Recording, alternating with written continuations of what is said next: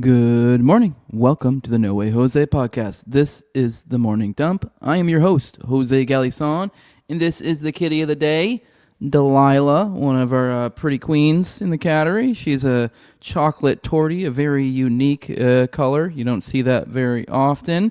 But yeah, she's a sweetheart. But now, if you just like seeing my hot takes Monday through Friday, or if you just like seeing the kitties of the day, then be sure to hit that subscribe button and hit that bell for notifications, and we'll see you in the show. Beautiful thing, right now. Rise and shine, it's a beautiful day. I am alright.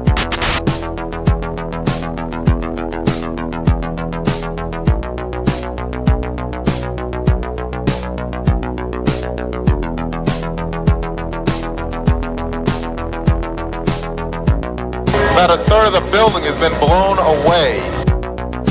This is the bridge to white lights.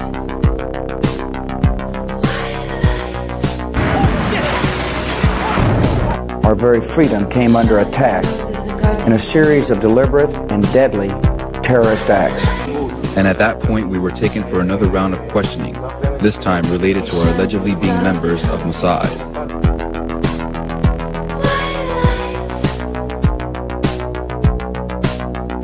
It's crazy evil.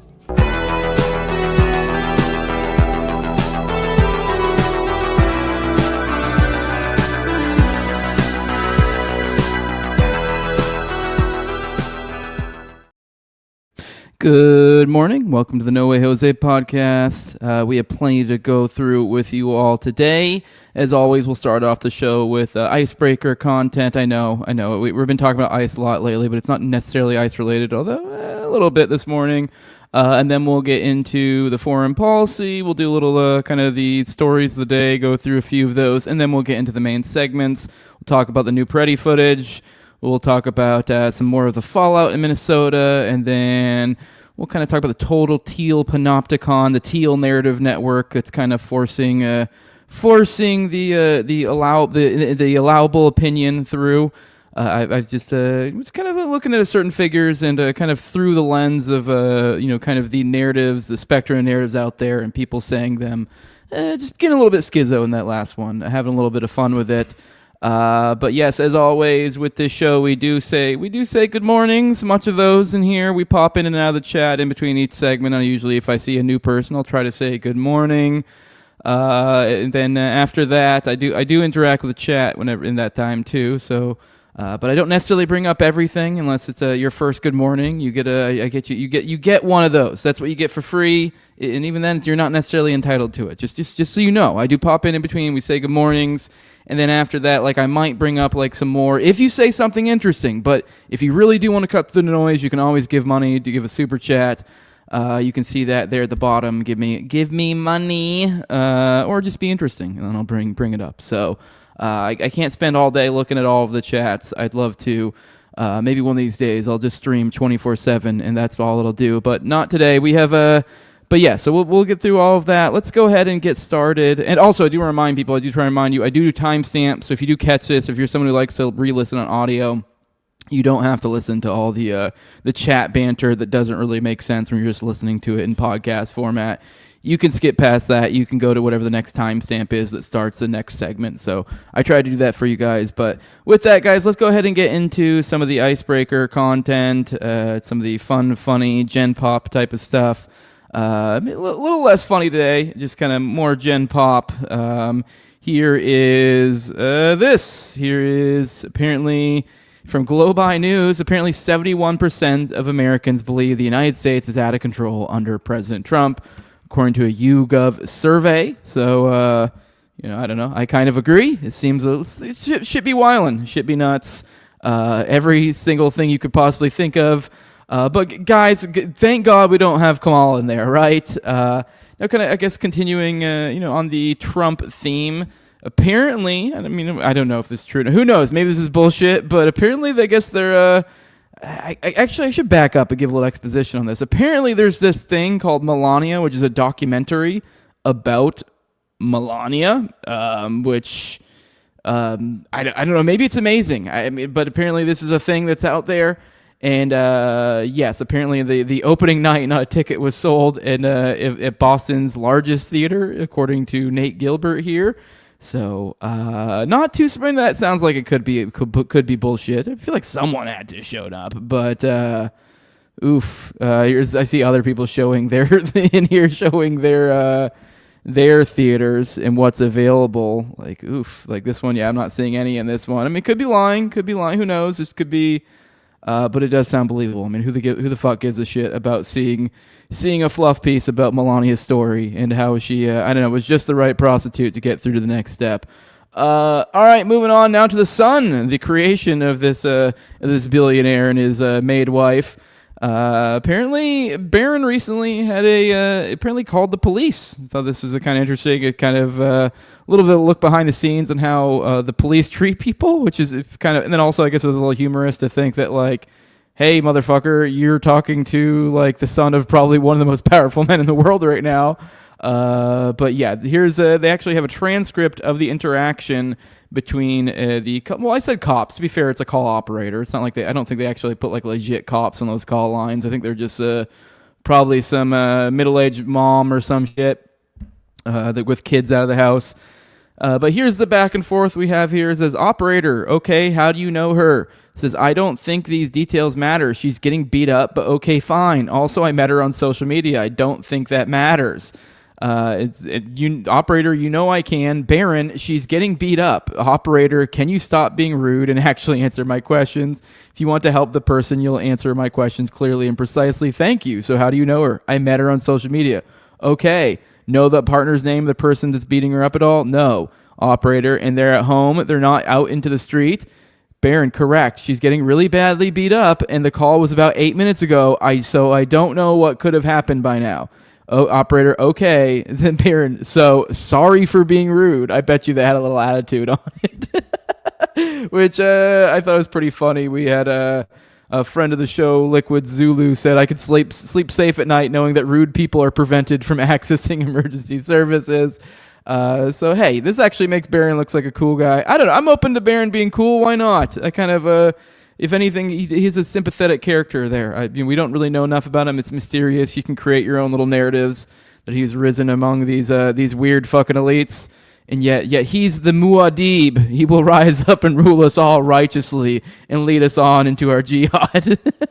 But moving on, last Gen Pop story. This is a nice, good, feel-good story to kind of to finish out the Icebreaker content. And this one is explicitly, basically, about ICE.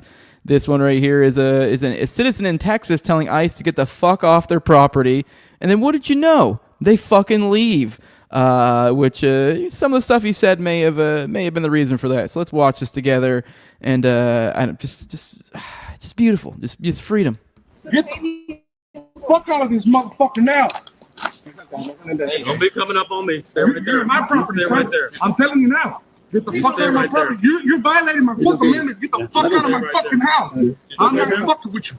All three of y'all. Get the good. Yeah, it's good. Get the fuck out of my property now. All right, sorry. Now. No, we're just looking for someone. No, that's fine. Get the fuck out of my fucking house. All of y'all. You too. Now. You better back up. I better not do shit. You're my fucking property. What the fuck you gonna do? You gonna violate my court? Back up. You violate my court? I got my ticket. It's okay. Get the fuck out of my property. Get the fuck. You may not have caught that, but he did just say, it's kind of muffled, but he said, you violate my fourth, I got my second. So it's pretty clear. He's got his hand in the pocket the whole time. So, like, you know, for those, it was a little bit unclear for those who are maybe not getting, the guys who walked up here, that's clearly the homeowners that are walking up on the people already on their property, and they're like, get the fuck out of here. So let's keep going. Now. You better back up. I better not do shit. You're my fucking property. What the fuck you gonna do? You gonna violate my court? Back up. You violate my court? I got my ticket. It's okay. Get the fuck out of my property. Get the fuck out of my property. I will shoot you the fuck down out of my property. Get the fuck out now. Now. Get the fuck out of my fucking property. Back the fuck up. Your pressure gonna go up. I don't give a fuck about it. Rami, let me the fuck go now.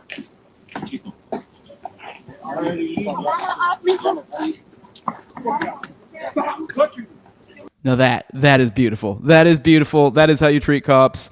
That's how you treat ICE. Get the fuck off my property. understand what is your property and what is not.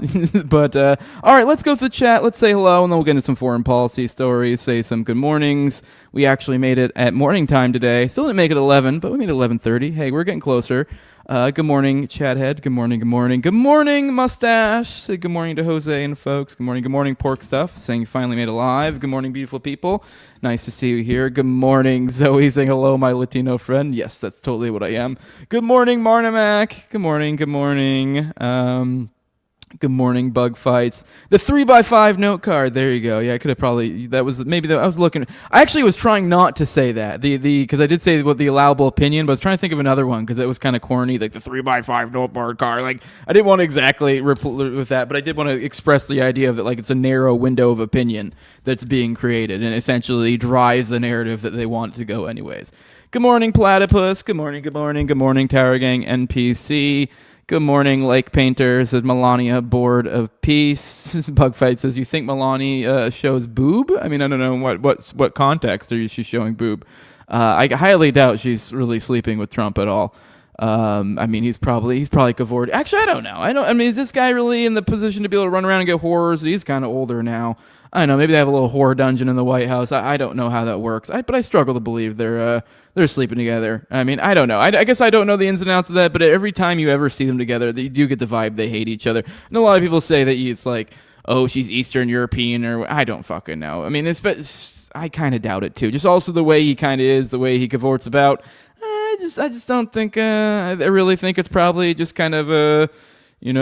For the situation type marriage. Like, this was a build a bitch, and that's what he got, and she's serving her purpose. And it's not really anything to overthink about. So, good morning, Alien Big Cat. Good morning, good morning. Good morning, Tilla Spook. Did someone say Bob and Vagine Sar?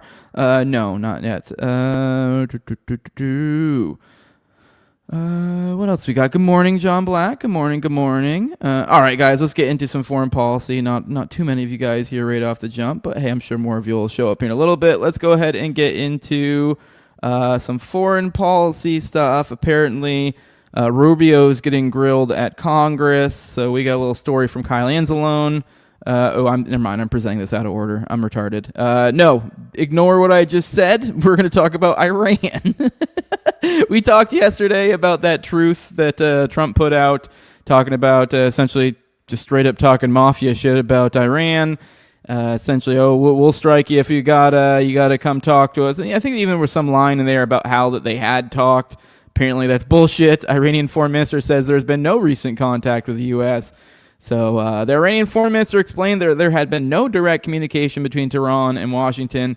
Trump is threatening to restart the war with Iran if the Islamic Republic does not agree to a new nuclear agreement. There's been no contact between Witkoff and me in recent days, and we have not requested talks, Foreign Minister Abbas Araghchi told state media on Thursday. Negotiations cannot work under threats, and talks must take place in conditions where threats and excessive demands are set aside. Trump has repeatedly threatened to attack Iran over rebuilding its nuclear facilities, developing a missile program, and killing Iranian protesters. On Wednesday, the president posted on Truth Social that he has deployed an armada to the Middle East and will use it to attack Iran if Tehran does not agree to a deal on its nuclear program. A massive armada is heading to Iran. It is a larger fleet headed by the great aircraft carrier Abraham Lincoln than that sent to Venezuela. Like with Venezuela, it is ready, willing, and able to fulfill its mission with speed and violence if necessary. The Post continued, hopefully Iran will quickly come to the table and negotiate a fair and equitable deal. No nuclear weapons, one that is good for all parties. Time is running out is truly of the essence. Islamic Republic is not developing nuclear weapons and limits its nuclear program to civilian purposes. However, the Trump administration is demanding that Tehran also agree to strict limits on its missile program and the elimination of the nuclear enrichment program. Iran says its missile and enrichment programs are key to its national defense and sovereignty. Araghchi said there were some messages between Tehran and Washington that were relayed through third parties without naming any countries. On Wednesday, Turkey's Foreign Minister Hakan Fidan said that Iran was willing to negotiate with the U.S. and would be wrong for the U.S. to restart the war. Trump's considering a range of options to cause regime change in Iran, including oil blockade and high-level strikes in Tehran. Trump's ordered a significant U.S. military buildup in the Middle East. Araghchi reiterated that Iran will retaliate against any U.S. aggression. So here we are in this stalemate. We'll see how this works. Now to Rubio getting roasted in Congress. Here is one such exchange with him and Rand Paul. Let's watch this and we'll get a little bit deeper into what's going on here. So I would ask you, if a foreign country bombed our air defense missiles, captured and removed our president, and blockaded our country, would that be considered an act of war? Well, I think your question is about and I will acknowledge you've been very consistent on all these points the entire career. So let me. No matter who's in charge. So I will point to two things. The first is it's hard for us to conceive that an operation that lasted about 4.5 hours and was a law enforcement operation to capture someone we don't recognize as a head of state, indicted in the United States, wanted with a $50 million bounty. My question would be, if it only took 4 hours to take our president, it's very short, nobody dies on the other side, nobody dies on our side, it's perfect. Would it be an act of war? We just don't believe that this operation comes anywhere close to the constitutional definition of war. But would it be an act of war if someone did it to us? Nobody dies, few casualties, they're in and out. Boom, it's a perfect military operation. Would that be an act of war? Of course it would be an act of Okay, so there's Rand Paul making Rubio look foolish because they're trying to act like, oh, well, under the we don't define this as an act of war when you kidnapped a foreign head of state and attacked a country. I don't really know how you could possibly, you've gone to such crazy legalistic territory to where you're somehow not defining that as an act of war. Let's get a little bit more into this. He furthermore said that we won't rule out more military force in Venezuela. Isn't that great? It's just what the people wanted. Marco Rubio told the Senate Foreign Relations Committee that he will not rule out further military force against Venezuela. The president never rules out his options as commander-in-chief to protect the national interests of the United States. I can tell you right now with full certainty, we are not postured to, nor do we intend or expect to have to take any military action in Venezuela and at any time. That said, if an Iranian drone factory pops up and threatens our forces in the region, the president retains the option to eliminate that. He said, seemingly asserting Iran, which the U.S. is also increasingly hostile toward, could provoke further U.S. action there. So a little bit weird, bringing up Iran in the context of Venezuela here, but whatever.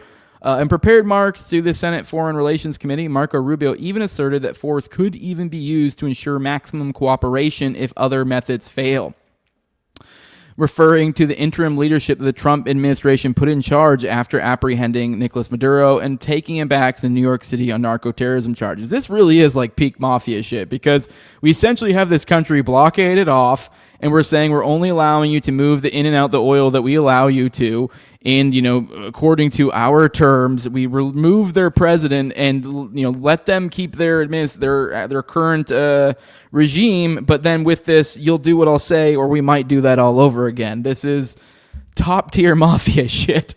It is our hope that this will not prove necessary, but we will never shy away from our duty to the American people and our mission in this hemisphere, the prepared Mark said. Rubio reasserted the right to use more force in Venezuela after Senator Tammy Duckworth pressed him about Trump's previous comments that he was not afraid of boots on the ground there. Every president retains the right to defend the United States against an imminent threat. If there are Iranian drones deployed in Venezuela that could threaten the United States, which this is Iranian drones the new WMDs? We just gotta say Iranian drones or somewhere, and we're like, oh no. We most certainly will address that, even if it's located in Venezuela. We hope we don't get to that point too. We don't expect to get, but our adversaries get a vote on that too. Yeah, this Iranian drones focus is odd. Rubio spent much of the rest of the hearing advocating for current U.S. policy in Venezuela. To date, that policy has included repeated strikes on alleged drug boats and a military buildup in the region. And early this month, a military operation that removed Venezuela's leader, Nicolas Maduro, from power. Now the U.S. state's plans are to run Venezuela until a transition of power can take place there. Reuters reported yesterday that Washington has also been working to create a permanent CIA presence in the country. So this is beyond hostage. This is a hostage scenario, which we're spending millions and millions and millions and millions and millions of dollars for. So that's great. That's wonderful. Moving on. Apparently, we're still not slowing anything down in Somalia. We launched 23 strikes this month. So great. They're well on track to beat last year's one. I think they ended up with, I want to say it was just shy of 130 because we were tracking all through, which that was like already a double of the previous record, which was Trump, and even that was like far beyond what the other ones had done. I think it was like the current record was like more than all of the previous ones combined. So yeah, we're just murdering over in Somalia as well. So that's great. This the peace president, no new wars, woohoo! Just because we won't define any of this as wars. And then we got our world's greatest ally, Israel, over here saying that they're going to have control of river to the sea, including Gaza. Wait, isn't that a call to violence? Is it okay when Israel says river to the sea? Is that okay then? Not when Palestinians, the actual. The actual descendants of the people who homesteaded that area? No, it's the foreign invaders that then instituted over there, and completely stole their land. Israeli Prime Minister Benjamin Netanyahu said Israel will maintain security control over the area between the Jordan River and the Mediterranean Sea. He added that he will not allow the creation of a Palestinian state. Israel will maintain security control over the entire area from the Jordan River to the sea. You can't say that. You're not supposed to say that.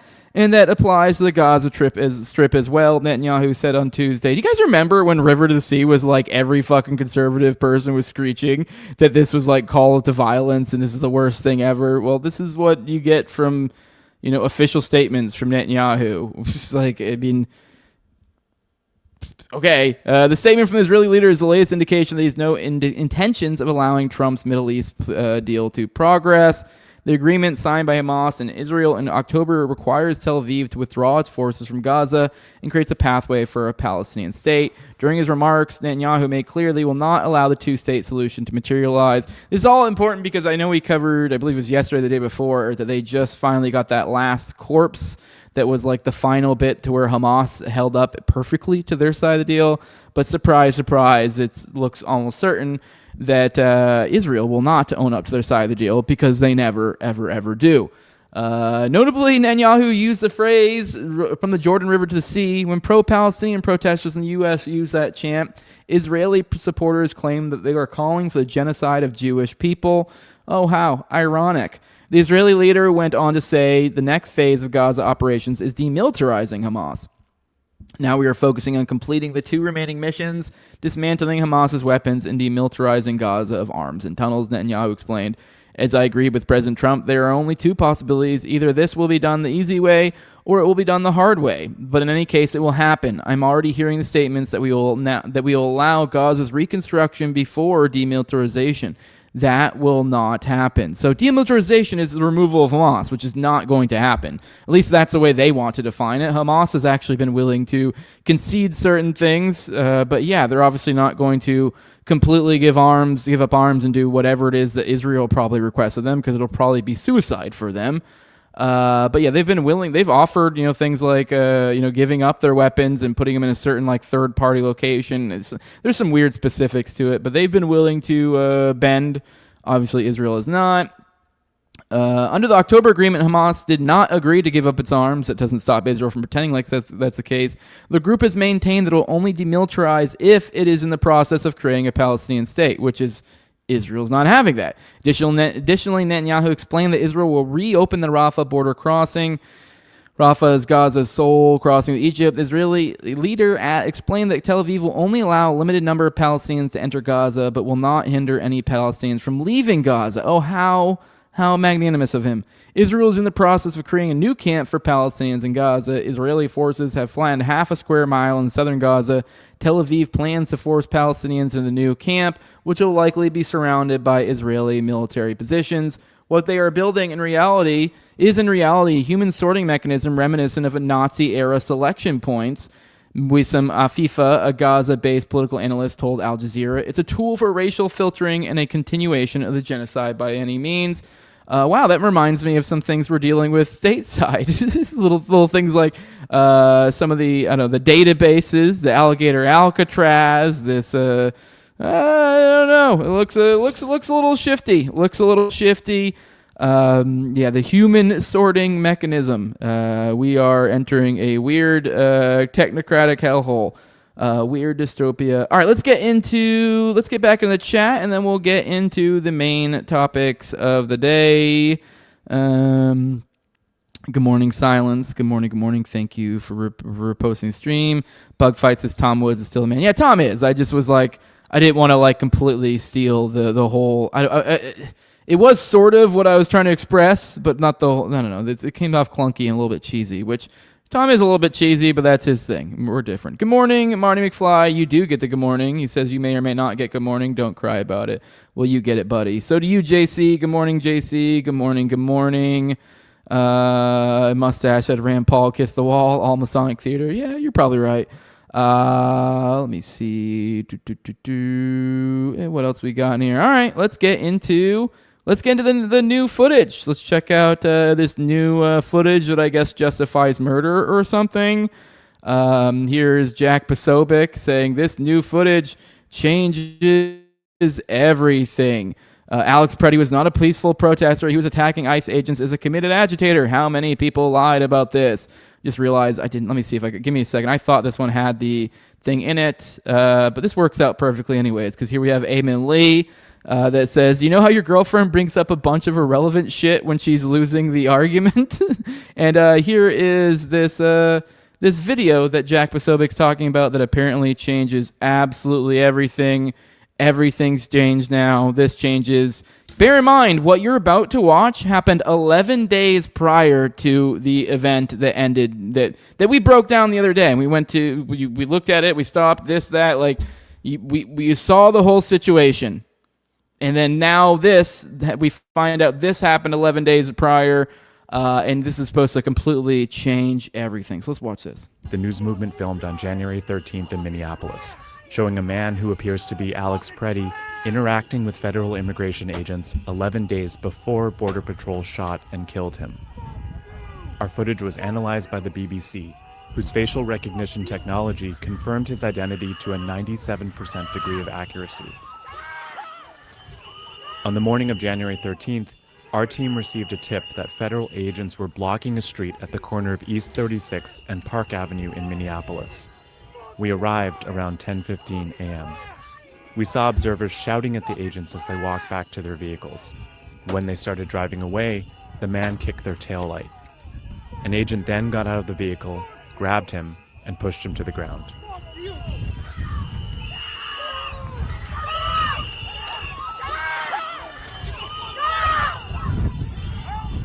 During the altercation, agents fired tear gas and pepper balls into the crowd. They continued to hold the man down before they retreat, and he walks away.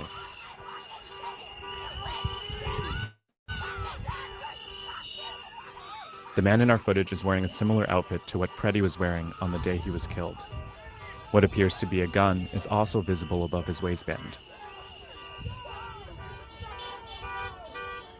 The gun thing is going to be significant, so pay attention to that. Also, I guess we'll probably look over this again, but there's been a lot of people, this is brandishing. Well, pay attention to how it was before he got into a scuffle, and he got his jacket taken off and all these different things. He has multiple layers on.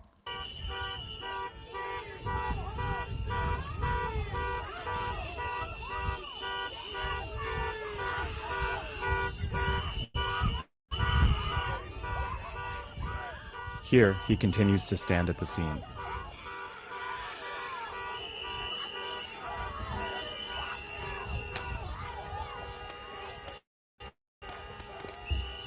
On the day he was killed, the Department of Homeland Security claims Pretti, a 37-year-old ICU nurse, approached officers holding a handgun. That claim has been contradicted by analysis of bystander videos from multiple news investigations, which concluded that Pretti was holding a phone, not a gun, when he was pinned to the street.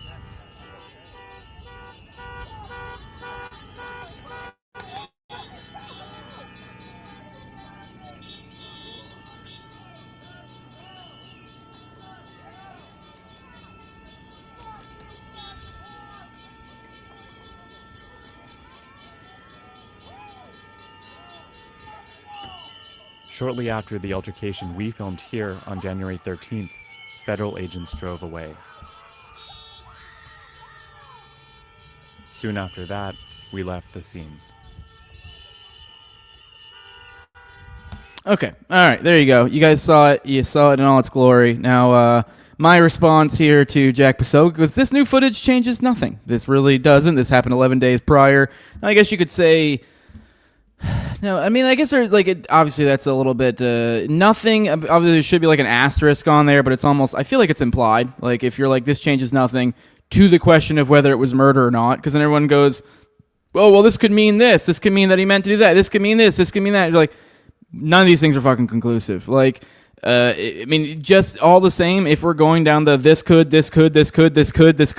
path, then this also could be, because we covered the article yesterday, where I forget who it was. I mean, bear in mind, this is sources say type stuff, but they're claiming that that he was known to them or something like that, and we have covered on this very show multiple situations where it seems like they're making databases. Some of them have straight up said they're making databases. Oh, you're in a database as a domestic terrorist now. So was this guy entered into some sort of database, or even regardless of the database, even if it was just word of mouth or something, now that you could make the case that this was targeted, and you should be able to look at the other situation in a whole new light. So all these people have been like, this changes everything. If anything, I actually think it's probably a better case that like it would be worse for the government if you're going down this insanely speculative path. But even that's a little bit kind of unfair, although I actually find that more fair than some of the crazy speculative nonsense people are going with, saying, oh, this was suicide by cop, or this or that, or whatever. Oh, this proves that he was coming to, for revenge because he had this before, or whatever. Like, there's a million the windmill of fucking retarded excuses of how this somehow matters, makes a difference, just because you wore with a gun one time, wore another time, like, yeah, I'd admit it's not prudent to be kicking cop cars while you're strapped. Probably not the smartest idea, but, I mean, is that something that you can get fucking executed for 11 days later? I would like to think in America that's a no. we should at least be able to come into agreement and go, hey, if you fucking destroy public property, fucking, I don't know, you don't gonna get fucking murdered a week and a half later. Like, that's not, that's not the norms here. That doesn't make it okay. Like, we need to evaluate these situations individually. I don't really feel like this context in any way changes anything about the video we've been covering, the death of Alex Pretti. This has nothing to do with it. And it's kind of like, oh no, you want to show me a video of him being awesome one fucking time and be like, oh, this makes it cool to kill him? Like, no, sorry. Yeah, I mean, you may not agree with what he's doing, but like, at the very least, even if you get the most fucking normie-brained look at this, like, you're like, you completely defer to government authority, even then, he fucking destroyed a taillight. And it's like, you should maybe have to do some sort of restitution, some minor fines, maybe some light jail time. This isn't a fucking, a follow-up attack that ends in your murder. Like, completely unrelated things. Here's Daniel McAdams on the right side of this, saying, what is he saying? Saying, so by cursing armed feds, he deserves to die. Said right-wing bootlickers are the most pathetic people on the planet. Redcoat losers. I agree. Let's watch it from a different angle, a little bit shortened, because I guess now we have all these other angles. So here's kind of like from the front, kind of give a different idea of what he's doing. So let's watch. Look at you, pepper spray bitch. This is fucking assault me, motherfucker. Which I guess for those would lead to the suicide by cop thing right there. I guess it's sort of there, not really. I mean, they'd be like, oh, he's trying to get into a fight with cops while armed. You're like, okay. I mean, if anything, he's mocking him. I mean, like, this is what you're going to do? You're going to assault me? Like, okay. Like, yeah, I guess maybe that would be daring someone to do it in the sense, but like, then they don't do it. Like, that is kind of the idea. Like, oh, you're going to assault me? You're some sort of thug? You're some sort of piece of shit mafia thug? And it's like, yeah, if he does it, then I would still think even then fucking he would have the right to fucking pull out his piece and blap blap. Maybe there's some debate once you fucking hit the car now because you're in a situation where like, now the spitting thing everybody brings up. I mean, I don't know. Maybe you can do some weird abstract legal theory to where there's something, but the car was closed, which I guess we'll see better from this angle. People are making it like he spat on the cop. Yeah, that is technically assault, spitting on someone. You shouldn't be able to do that. That's not That's not how civilized people act, I don't think. But he didn't even, it was on the car. So like, I mean, yeah, I still think that's a little gay. Not my style, but these are jackbooted thugs that are going door to door and in an area that is not wanted, that does not want them. Fuck you guys. Oh, actually, maybe I'm wrong. Let me back up. Let's see if we can't track that loogie. Let's track that. Maybe I'm wrong. Because it was like maybe I'm wrong. I might back up on this a little bit. I might give a tiny bit of credit. I mean, even then, like, let me see. Can we follow that spit? Come on. Let's follow that spit. Let's follow this loogie. This is the sort of analysis you get on this show. Let's watch loogie. It's slow. Oh, I think you see it hit the door, but to be fair, that the intent I think was there. Yeah, you could see it, I think. Maybe that's a lighting thing, but it looks like you see it at the door. Okay, you know what? I actually got so it's a little bit shittier. He actually did. People trying to say he didn't try to speed. He clearly did. He aimed it at him. Yeah, that's pushing it. That's I'm gonna go. That's pushing it. I mean, now we might get into like abstract like theory, like anarchist theory, but I don't think it's probably a good idea to be spitting on cops. No, probably. But once again, this happened 11 days prior, so yeah, I don't think this is a justification to and they end up getting out of the car, beating the fuck out of him, and let him go. So. That would have been the time to arrest him if you were going to arrest him. Whatever fucking civil infraction this amounts to, or whatever the fuck, that would have been the time to do it. Not 11 days later when he literally did nothing wrong 11 days later. So, I mean, aside from people being like, oh, we shouldn't be there. Well, fuck you, he was there. So, suck a dick. All right, let's keep going. Maybe let's see if there's anything more to this. I think that was the end of it.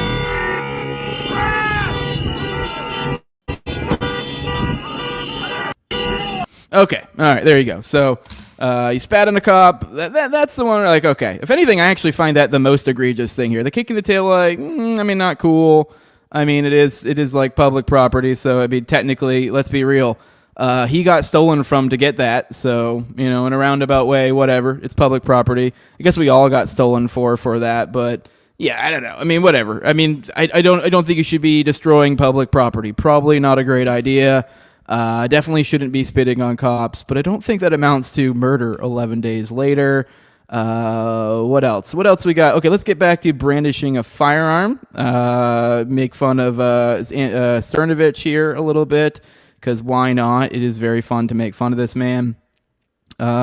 Here he is going, brandishing a firearm. And he says, and for the goobers saying there's no such thing as brandishing in Minnesota, congratulations on not understanding basic stuff. He's on video attacking ICE, malicious destruction of property. You can't do that with it when carrying. Well, I mean, there's so many people who are like, oh, he didn't have an ID, he didn't do this, he didn't do that. And you're like, for one, like, you're missing the point of, like, how this writes. As I said the other day, like, I think everyone should be able to carry, and you should carry, regardless of whether your state says you can or not, because laws are gay. And, like, I mean, don't get me wrong, you mediate that with the real world, like, cost of getting caught for those, crimes. But if it's something like, say in your state it's completely illegal to carry a gun, why wouldn't you? Like, I mean, what are the chances you're going to get caught concealed carrying? The only chance that would likely happen is, I guess, something like this. You put yourself in a situation to where, like, your shit shows, which is what happens here, or you actually have to use it, which at that case, it's like, I'd rather be dealing with whatever the penalty from the state is for illegally having a gun on my person than getting fucking blown away. So, potato. So this gay, like, oh no, well, he was committing felonies, he was doing this, I don't fucking care. I don't care. I mean, you still don't get to murder someone. Like, especially, like, it'd be one thing if this was, like, your property. Like, if this was happening to my property and I blew a dude away. If someone kicked my car fucking thing and I blew him away. But that's public property. And you're a fucking agent of the state. You don't just get to go fucking murder people. I'm sorry. That's not what we want here. I mean, I get it. Like, if someone is attacking you, you gotta defend yourself. I get it, whatever. But that's not what this was. I mean, yeah, he's being belligerent, so whatever. If they wanted to detain him, that would have been the time to do so, I guess. But the brandishing, just absolutely retarded. We showed in the video, he had multiple layers on, and it was under I think it was even under this layer, but then he got in a scuffle with the cops, which I mean, to be very clear, you should not be getting in scuffles whatsoever if you have a gun on you. It's not smart, like, for one. But he did. So you still don't just get to murder someone because they have a gun on them. Sorry. That's not how that works. This is America. But on the brandishing thing, everyone wants to make this some sort of something. It's not. He's not brandishing, because brandishing is... let me show you what brandishing is right here. This is brandishing. What the ICE agents have been doing all over the areas that they're marching around. I've seen all sorts of videos of them pointing guns in people's faces and shaking their guns around and all this sort of displaying their stuff. If this right here is brandishing, then every single fucking ICE agent is brandishing. Brandishing is like a thing where, like, I pull out my gun and I'm like, yo, bitch, like... Let's look here. You're very clearly, it's an overt threat. That's what brandishing is. Brandishing isn't your gun is showing. Like I posted making fun of him. I said Cern's a fucking retard, bitch. That's called open carrying. And to be fair, that's actually that's giving it grace, is to call it open carrying, because really what it was is he was concealed carrying, and it accidentally got unconcealed in the process of it. But I mean, I've had some people try to be like, well, this is technically what open carrying is, or whatever. I'm like, I don't fucking care. I don't care. That's all dumb. This is not brandishing, at the very least. Brandishing would be, I mean...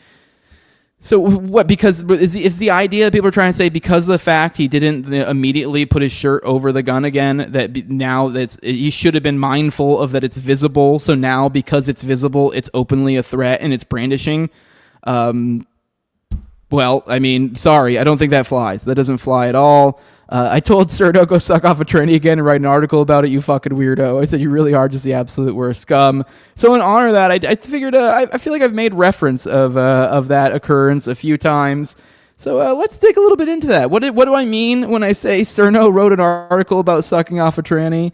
What he did. Apparently he did. There is a little bit of cope that comes into this.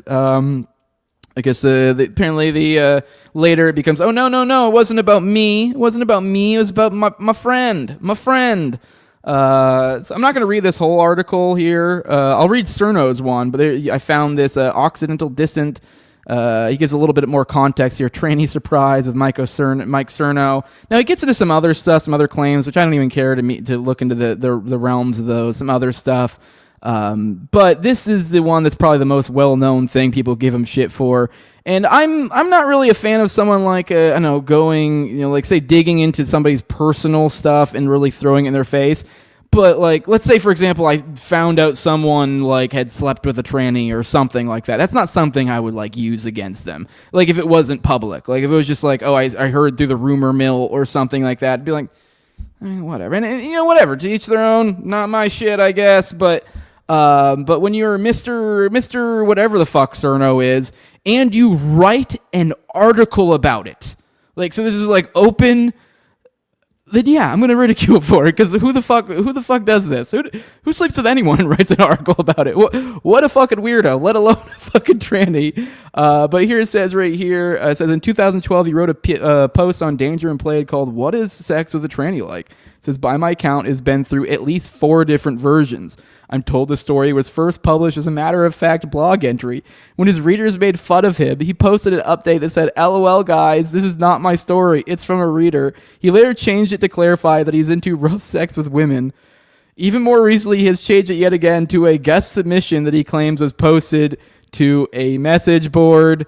Not beating the accusations. And to further add to this, for those who care what Grok has to say, I did ask Grok just to double check, because whatever, I didn't really want to have to bother going through all the crazy weeds of the claims. So I mean, we got this. This has been kind of one of those open secret, not even a secret, just open for a while in this sphere. But a lot of people just aren't familiar with the old magic or whatever. So it's good to every now and then remind who these fucking weirdos are. So I asked Grok, is it true Cerno wrote a piece about sex, about having sex with a transsexual? It says, yes, it's true. Mike Cernovich. wrote a blog post in 2012 on his site Danger and Play describing a personal sexual encounter involving oral sex with a transgender woman. The post, originally titled something along the lines of "What is sex with tranny like?" detailed an experience involving heavy drug use, waking up with a chemical taste attributed to the encounter, and subsequent regret. Cernovich later distanced himself from the story, claiming it was a guest submission rather than his own experience, and the post was edited and removed multiple times. This has been widely discussed and referenced across forums, archives, and social media since at least 2017, often by critics, highlighting his inconsistency. Hello, that's me. Although I don't even really know where his stances are. I just know he always shows up at the worst possible times and to advocate for the worst possible things, yet he does this weird game to where, like, all of the supposed people you think are dissident thinkers, somehow he's buddy with still and friendly. So, I mean, just whatever, make of that what you will. So, he's like the friendly Zionist, essentially. They're like, oh, let me tell you why the anti-Zionists aren't so bad. Meanwhile, he's a Zionist. He's also, like, weirdly tries to be the, like, Epstein guy. So it's a little strong glow coming. But let me see. Should we read it? Yeah, it's a short one. So here it is right here. This is Danger and Play, an online magazine for alpha males. It says, what is sex with a tranny like? July 20, 2012 by Danger and Play, which this is a site. It says update, LOL guys, this is not my story. It's from a reader, hence the use of quotation marks. So see, that's the edits that he made. So keep in mind, this has made a few edits, so we're not looking at the original here. I don't know if those quotation marks got thrown in, but apparently, I mean, I would think if I was sharing someone else's story, especially this story, even in a blog or whatever, I probably would really go out of my way to be like, this is not me. I want to be very clear. This is from a submission from a reader, and we can glean the information from it, or how young men end up in this situation, or whatever. But yeah, so okay, this is Cerno's friend, guys. Cerno's friend. So let's read this. It says, this was a while ago. I went out with a friend to meet up with a girl he knew who was going out for her B-day, since she had a table and bottle service at some nicer club. Me and my friend got pretty fucked up on vodka and oxys before he left. I knew the girl. She was a cute Asian chick, and I knew she had cute friends. One of her friends I've never met was there, like 5'8", Chinese, fucking hot, looked like some K-pop singer. The girl I knew introduced us, and we hit it off immediately. I kept drinking. I think I probably popped another oxy. I was pretty faded. I do find it pretty funny. People always joke that me and Cerno look alike and have a similar voice, so you can, like, imagine this is how Cerno would say it. Although I think Cerno has a worse lisp than I do. You guys sound off. You guys all tell me how my speech impediment is not as bad as that fucking weirdo, please. Remember her saying that, like, twice, did you know I'm a man? She was hammered too, and I thought it was a joke and would respond with something like, fuck you, and she'd laugh. Was there signs? Yeah, her telling you she was a man. I don't know, maybe she was grinding against me too hard when we danced. When she grabbed my hand to go to the bar / outside for a smoke, maybe her grip was a little too strong. Maybe when we kissed, she was too forceful and lacked that female sensuality. I was too gone to notice. When we left the club, she came back to my place. She had some coke, so I did like 2 lines. I was so fucking horny and fucked up. We just started going at it. I took her pants off, and there was this shriveled black thing. I forgot what our exact conversation was. I was too fucked up. I remember being embarrassed and saying she told me, and she didn't think I cared. I was shocked, but also too horny and fucked up to say no, and I already went too far. We kept going at it, and one thing I remember is her pushing her shriveled little prick into my face. Oh my God. Oh my God. When she was deep-throating me in the 69 position, I kept trying to move away from it, but I eventually just gave in and let it penetrate my mouth.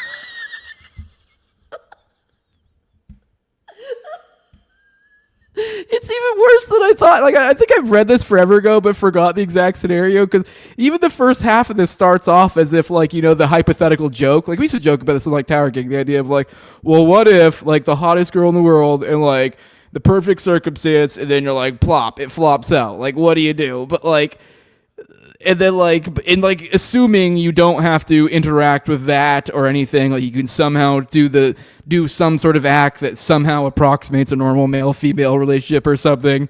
But no, he's just full on gargling that thing. Oh, God.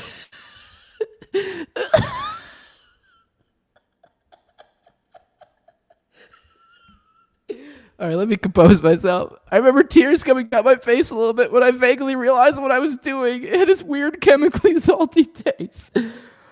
Okay, I think it'll get better now. She eventually took a cab home and I fell asleep. The next day I woke up like 3 in the afternoon, not wanting to believe what happened, but that hint of chemical taste in my mouth reminded me what happened. I was repressed about this for a while. I sort of stopped associating with the group involved in the story out of shame. I stopped with the drug use since then also. I still feel like shit typing this out. Yeah, dude, this is the sort of shit you keep to yourself.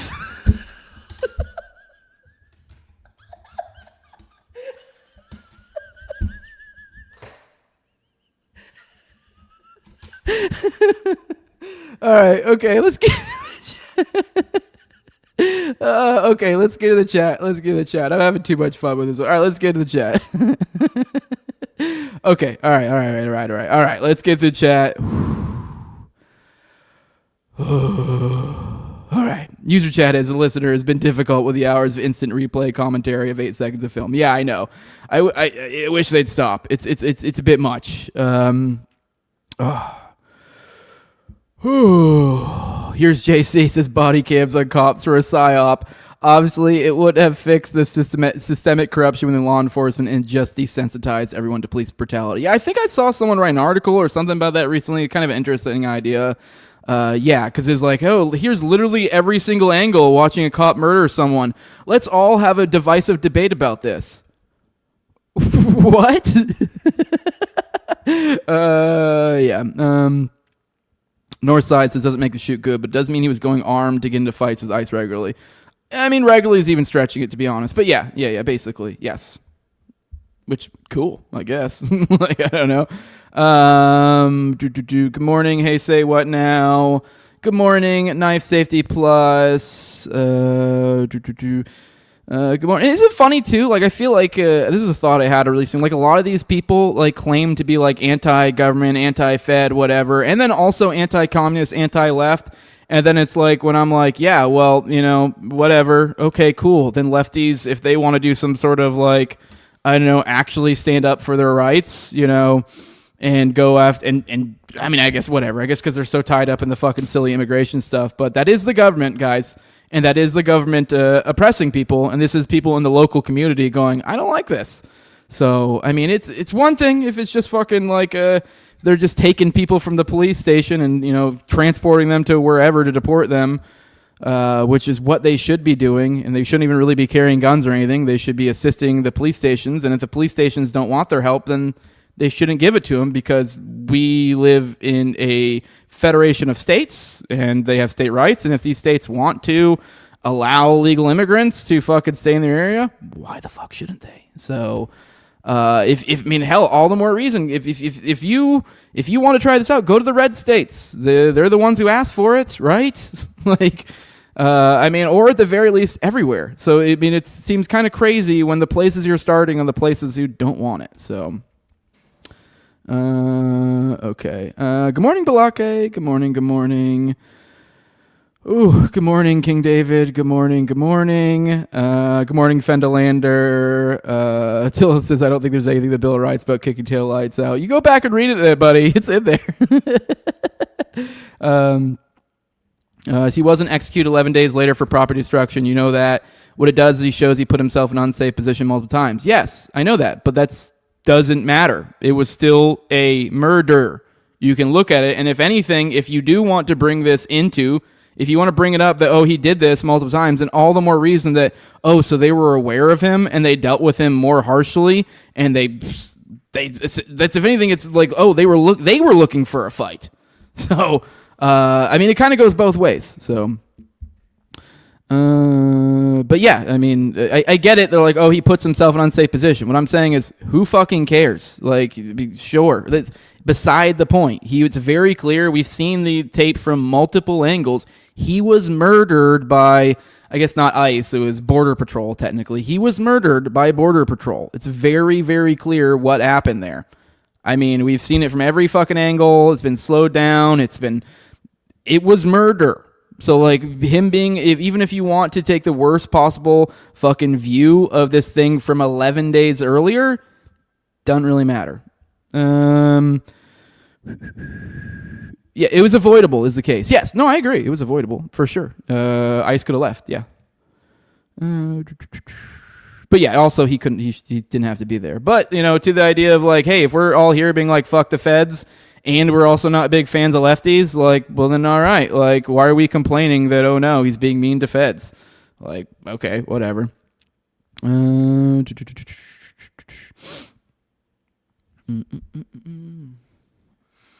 See, arguing in the chat, that always is fun.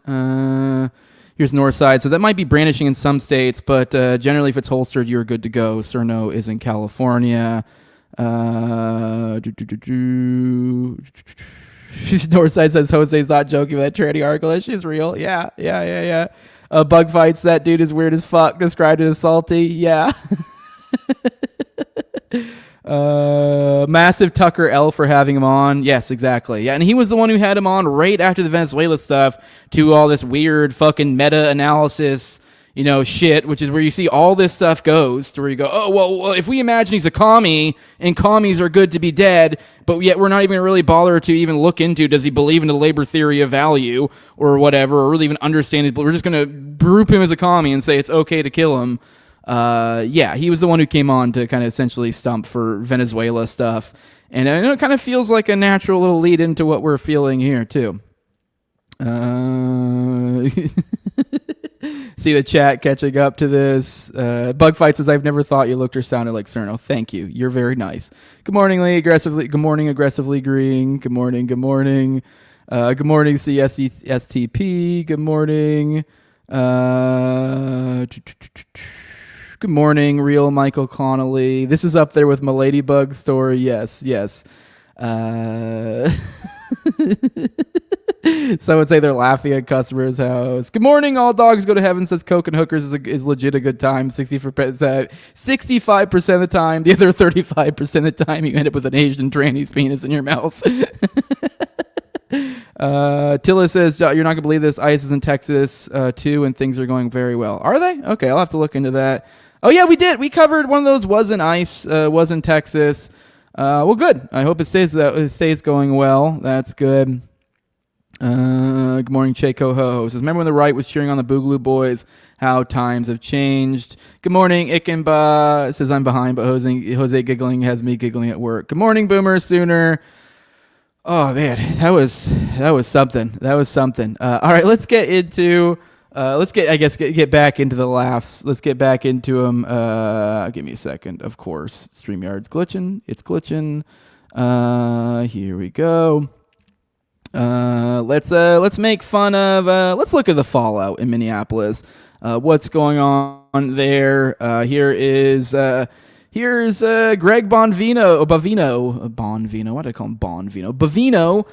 Him giving, I guess, like a message to his people on the way out. And this also is one of those just amazing, especially if you've ever been in the military. And I assume maybe cops have a similar mindset too. This is like basically the patronizing briefing or roll call where some guy goes, oh, well, the senior master sergeant just said, and let me tell you, you guys are doing a great job. And just the most just fucking fuck off. And just corny nonsense. It's one of those. But it's pretty over the top. I think you guys will enjoy this. It is funny seeing all the right-wing conservative people sharing this, being like, oh, wow, what a man of honor, and him saying this to his people on the way out, or whatever. They're trying to frame this as wow, look at him, just such a beautiful picture of professionalism and our fucking domestic war fighters, and and it's just the corniest shit you've ever seen in your fucking life. So enjoy this. Team, behind me are a few individuals there. That's the original turn and burn. By the way, for the audio people, he's in front of, he's videoing this in the foreground of the Washington Monument, right? No, Mount Rushmore. I'm retarded. Why am I mixing up the names? Mount Rushmore, the fucking, the rock formation with all the fucking, with all the faces of presidents on it. That's what's going on in the background. So that's what he's talking about. So the individuals there, that's what he's talking about. Team, behind me are a few individuals there. That's the original turn and burn. The folks that helped make America. But you know what? I'm very proud of what you, the Mean Green Machine, are doing in Minneapolis right now, just like you've done it across the United States over these past tough 9 months. And I want you to know that you're the modern day equivalent. Turn and burn. Makes me very proud. I also want you to know that I've got your back now and always. I love you, I support you, and I salute you. Yeah. Corny shit. This is always from some guy that really maybe does the commander who does the show face every now and then, and he thinks he's one of you because he shows face every now and then, and you're like, dude, fuck off, faggot. But on the flip side, maybe things will be looking up over here in Minnesota. Here's Dean at Pacing Huska on Twitter. Says, Homan being a good change feels less like me coping. He's referring to this tweet that he's quote tweeting. Federal agents involved in Alex Pretti shooting place on administrative leave. I mean, I don't know how. I guess that's a positive development. I mean, I don't know what'll come of that. I guess they'll probably just get a paid vacation and then go right back to murder.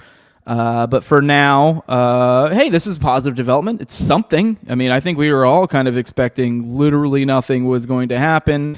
So that's cool.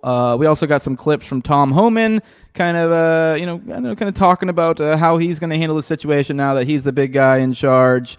Let me, of course, StreamYard shits out again. But yeah, let's play these clips of Tom Homan. Let's see how he's going to handle this situation. Here we go. Now we have millions of people released in this nation. Many unvetted. Now we got to find them. Before the big, beautiful bill, we had a total just under 5,000 deportation officers to look for millions of people. Many in public safety threats.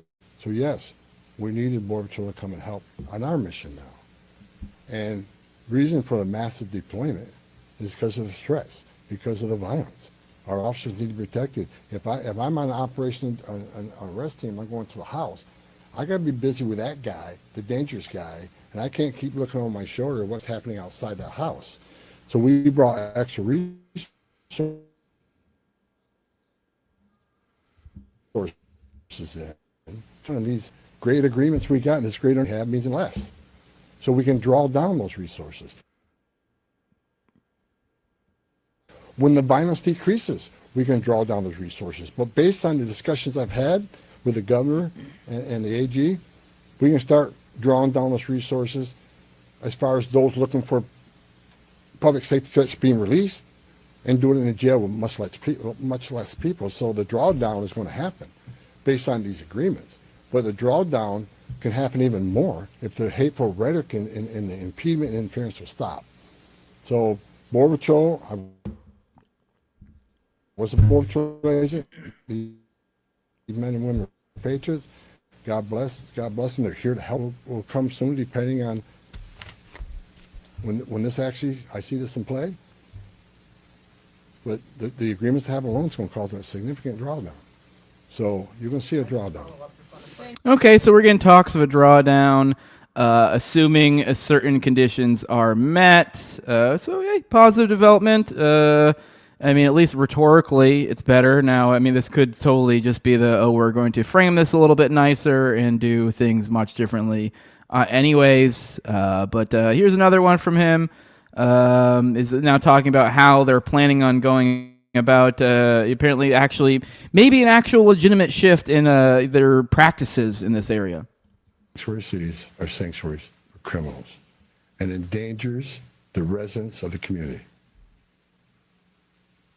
To be clear, we did not agree with Minnesota state and local officials that they would be involved in immigration enforcement. I didn't ask them to be immigration officers. I'm asking them.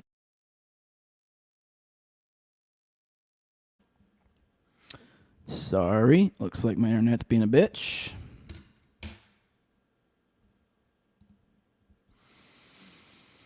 Be cops working with the cops to help us take criminal aliens off the street. What we did agree upon is not to release public safety arrests back in the community, and they could be lawfully transferred to ICE. I'll speak more about that. I will highlight that the Minnesota State Prison System under the Department of Corrections have been honoring ICE detainers. And we appreciate that important collaboration, and we're going to expand upon that.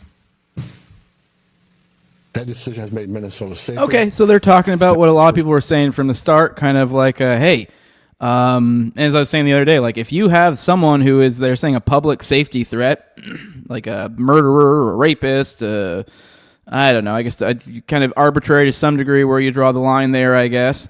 But some sort of menace to the community, actually legitimately doing aggressing against people out there in the world. And if the cops catch them and they have them, because the cops are the ones who are charged to deal with this, they investigate, they arrest, yada yada. There's no real reason for ICE or Border Patrol to be involved in any of this.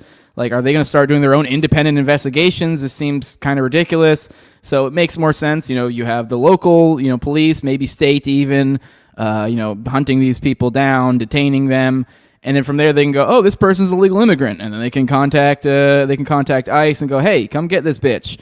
Which, I mean, whatever. I mean, no, I don't really know. I'd be curious to maybe one of these days look into what the fuck happens, get into the specifics of when you deport them, because I've seen some rumors that they're sending a lot of these guys to third-party states that aren't even their state that they're from, and they're being put in this, like, odd prisons, so it's this odd rendition. And then you also hear sometimes that some of them just get released in other countries, so you're like, wait, so you're telling me you're taking someone and bringing that is a danger to the community and you're putting them back to where they originally were from, assuming they would have no way to be able to ever get back into the country? I mean, for one, you're dropping theoretically a safety problem somewhere else, which I guess whatever, that's their problem at that point.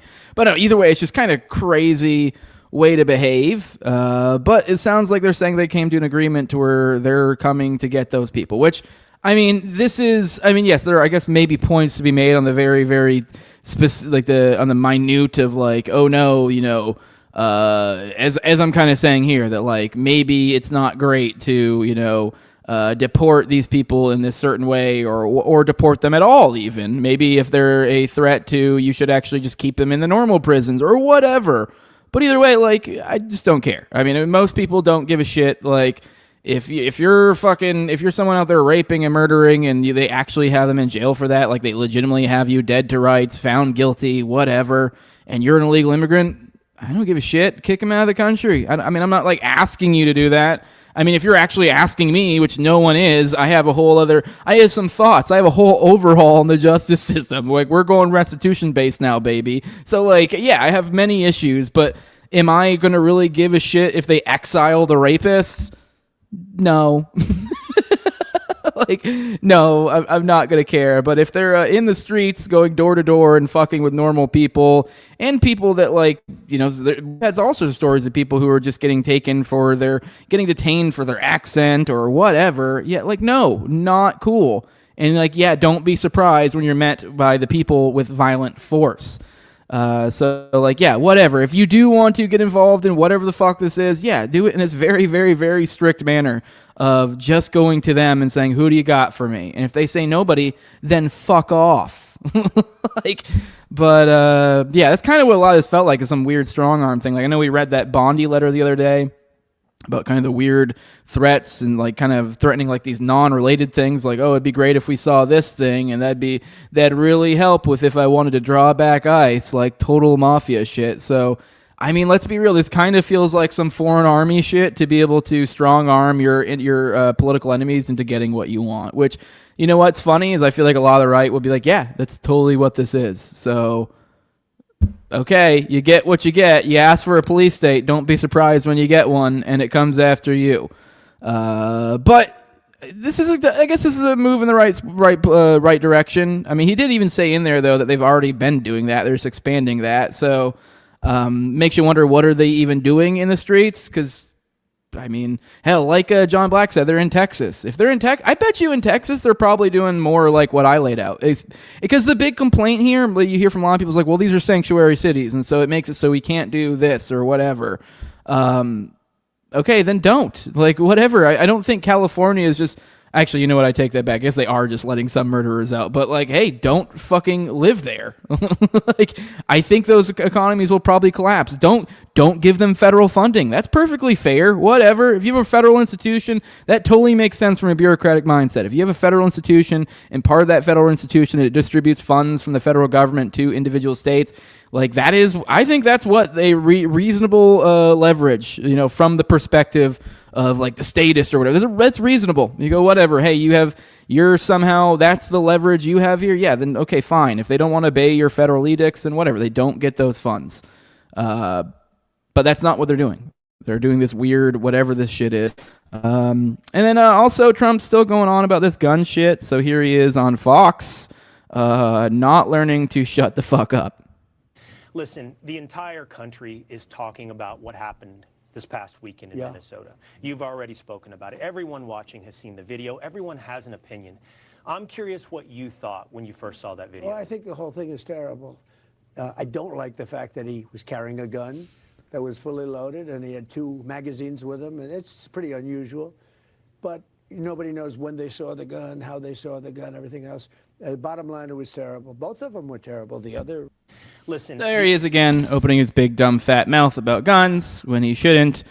This is America, baby. But I mean that whole "This is America" is getting creepier and creepier and creepier. Here's Jason Basler saying ICE is now using facial recognition on children on their way to school, storing the data for 15 years, blatantly ignoring DHS policies. This is warrantless biometric policing creeping into everyday life. If they'll scan kids on the sidewalk, what will they do next? Which, you know, as I was getting at before with the, you know, the Pretti thing and like being like, hey, we fucking, here's this video from before, and we have all these them talking about databases and stuff, and then these guys profiling. So you're like, was this motherfucker in a database and you had him flagged as a domestic terrorist because you guys got in a scuffle 11 days prior and now he's dead? Because that paints a sinister picture. That paints a sinister picture, especially when that death was very clearly a murder. Here is Dylan Schmidt explaining this a little bit more. ICE has used facial recognition over 100,000 times since June, and a new lawsuit reveals they're scanning children too. 2 teenagers were stopped while riding their bikes near an Illinois high school. They were U.S. citizens. One agent asked another, can you do facial? And pointed a phone at the teenager's face. Same app we've talked about before, Mobile Fortify. DHS is storing these children's photos for up to 15 years. A kid stopped today could have their biometric data in a federal database until they're 30 with no arrest, charges, or suspicion of a crime. DHS policy says age is a protected class, but there's no parental consent required and no way to get your kid's data removed. ICE has used facial recognition over 100,000 times since June, and a new lawsuit reveals they're scanning children too. So, yep, them going after kids, completely unsurprised. I guess this is a perfect lead up to our next segment, Total Thiel Panopticon, kind of talking about the Thiel narrative network and kind of how it keeps you within a certain frame, a certain 3x5 index card of allowable opinion. But yeah, let's pop through the chat. Good morning, LFW says the government's always wrong, but deport every illegal working. We need the economy to correct hard. I mean, no, I actually disagree with that. I think we should really try to work on. I mean, I guess I say work on. I guess it depends on what you mean by that. But I mean, if there was anything to be done, it would be reduce the welfare state, reduce the welfare state, kicking out non-aggressive people that are actually productively engaging in the economy that actually benefits you. I don't think that really works. I know a lot of people go, oh, well, that's the other jobs other people could have been having. You're like, okay, but like the whole economy works together. This is like a force multiplier thing. Like, okay. I mean, is there really anybody in here that was doing jobs that illegals are doing? I guess except for the H-1B ones. Now, I will give, from my limited understanding of how the H-1Bs work, now that is like, I think there's more of like a libertarian or whatever argument to be had or not like, being like, yo, what the fuck is going on? Because it seems kind of more like a government program than anything. So now if we're just talking about some illegal coming over here and picking maters, and it's not like in any way subsidized by the government, I'm good with it. Now, and yeah, you could make the say it's subsidized through welfare or whatever. Well, I think we should cut off all fucking welfare. Go back to the Doge days. Start cutting that shit. See how that didn't work? It's like they tried to sell you on removing welfare and then telling you real quick, just kidding, we can't ever do that. And then that way it's like you're left feeling hopeless. Now we must fucking deport everybody. Good morning, Boomer Sooner. Good morning, Feed the Kitties Fund. Yes, I will give them a can right after this. Block A, change of command and retirement speeches and all that are the worst. Yeah, they sure are. Northside said Jose's memory is gone from all those salty mids they grow in Florida. Good morning, aggressively agreeing. Says, did a supposed American patriot just give admiration to a U.S. president responsible for 600,000 American deaths? Yeah, me and all my homies hate Abraham Lincoln. Fuck him. Knife Safety Plus says, this guy's way of talking is making your computer dumb and slowing it down, Jose. Yeah. There we go. Lake Painter says, the dude who ran the ICE officers off his properties in Texas, right? Maybe not going so well there. Plenty of bootlickers to cover it up out there. I'd be curious what the thing is, because I would assume, like, why would they even need to? Like I pointed out in tech, I mean, I don't know. Maybe we'll have to. Any of you guys in Texas, feel free to. Once again, you guys are who helped create the show. Tag me and stuff, and if I feel like it's relevant.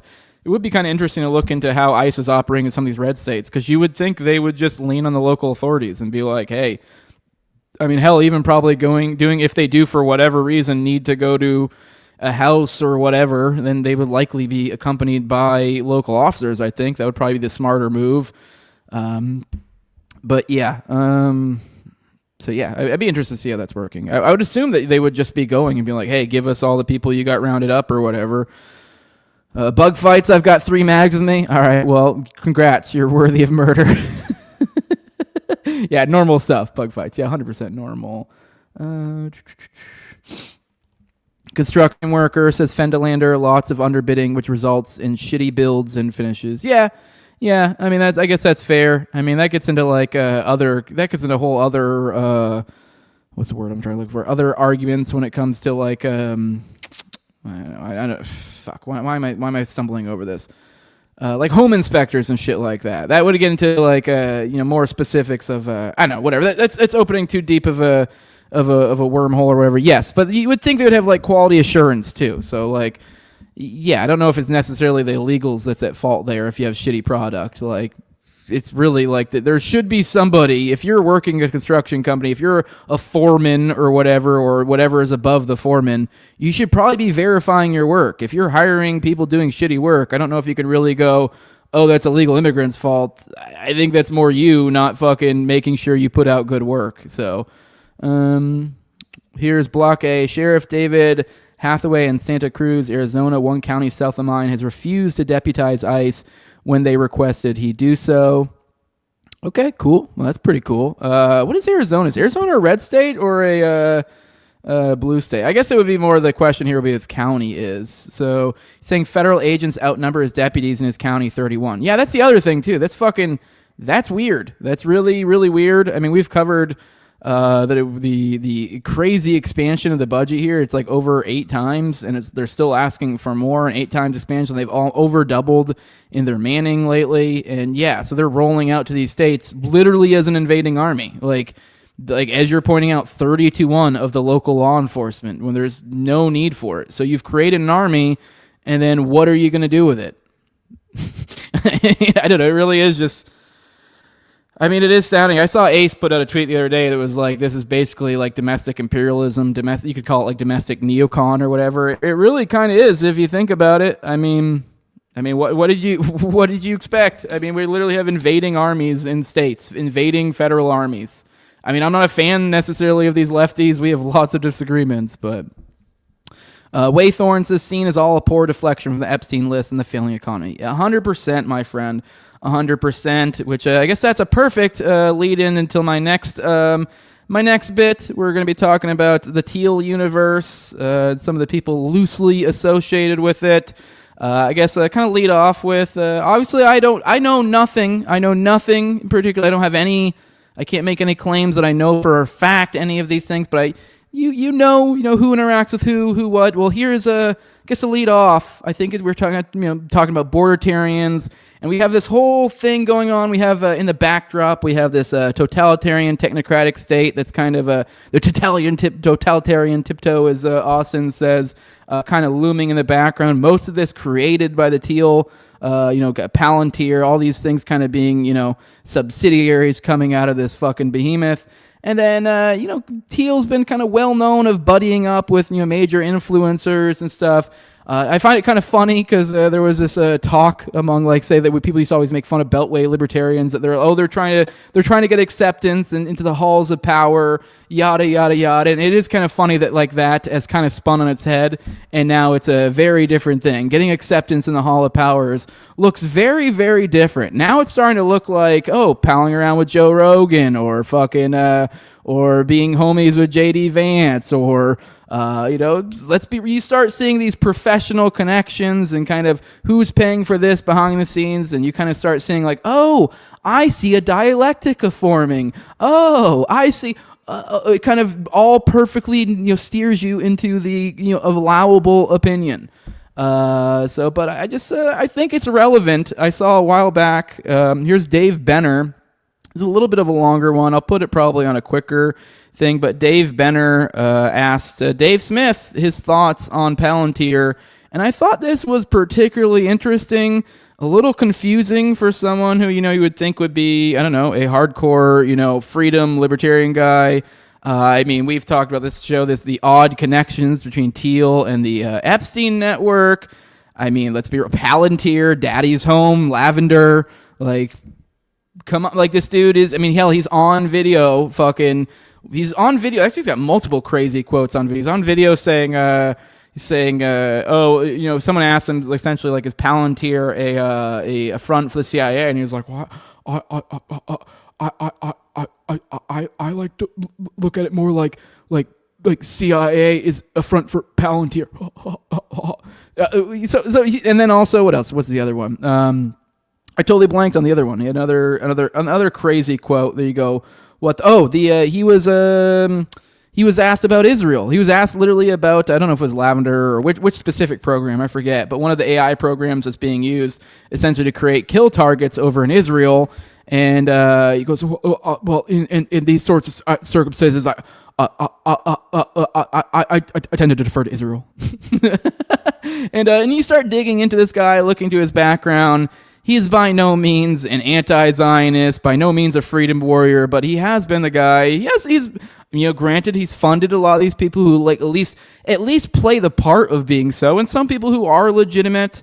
But I do think it's interesting. Let's watch this. It's one of the top questions that my audience had for you, and it's something that I've actually never seen you answer. So it's not it's just something that I think is interesting, and a lot of people have covered it deeply, especially people like Jason Bassler at the Free Thought Project. He's a friend of mine, an agorist actually, and also Whitney Webb. And that's this idea of Palantir and the threat that they pose to the United States and expanding the surveillance state. So let me lay this out in a minute or two, then I just want your take. So the heir apparent to Donald Trump, and who knows if there really will be a Republican victor in 2028, doesn't look promising right now, but if there is, the heir apparent is kind of the protege of Peter Thiel and what is kind of called the PayPal mafia. Those are people that colluded with Thiel for business ventures and made money with him in the private sector. Now, Peter Thiel founded Palantir back in 2003. Its original seed money came not only from Thiel, but the CIA through InQtel. That's the financial wing of FBI to finance these kind of operations. And the CIA was their sole client for 5 or 6 years. And right now, as we speak, it gets so little coverage, but they're working to aggregate data, massive amounts of data, in ways that makes the NSA bulk data collection look like child's play. They're generating algorithms to try to make mass assessments that it used to take humans, hours and hours and years and sometimes decades to do. That could affect us in serious ways, like biometric scanning. And you have these dystopian pre-crime schemes that are not a conspiracy theory. They've rolled them out in pilot programs in New Orleans, and now are being used in some of the biggest police departments in the country. It just seems so horrifying that Thiel's connections to Vance are such that no one's really asking him about this. And I want to get your take. Do you consider this a threat, this kind of scheme to subvert our liberties? And do you think that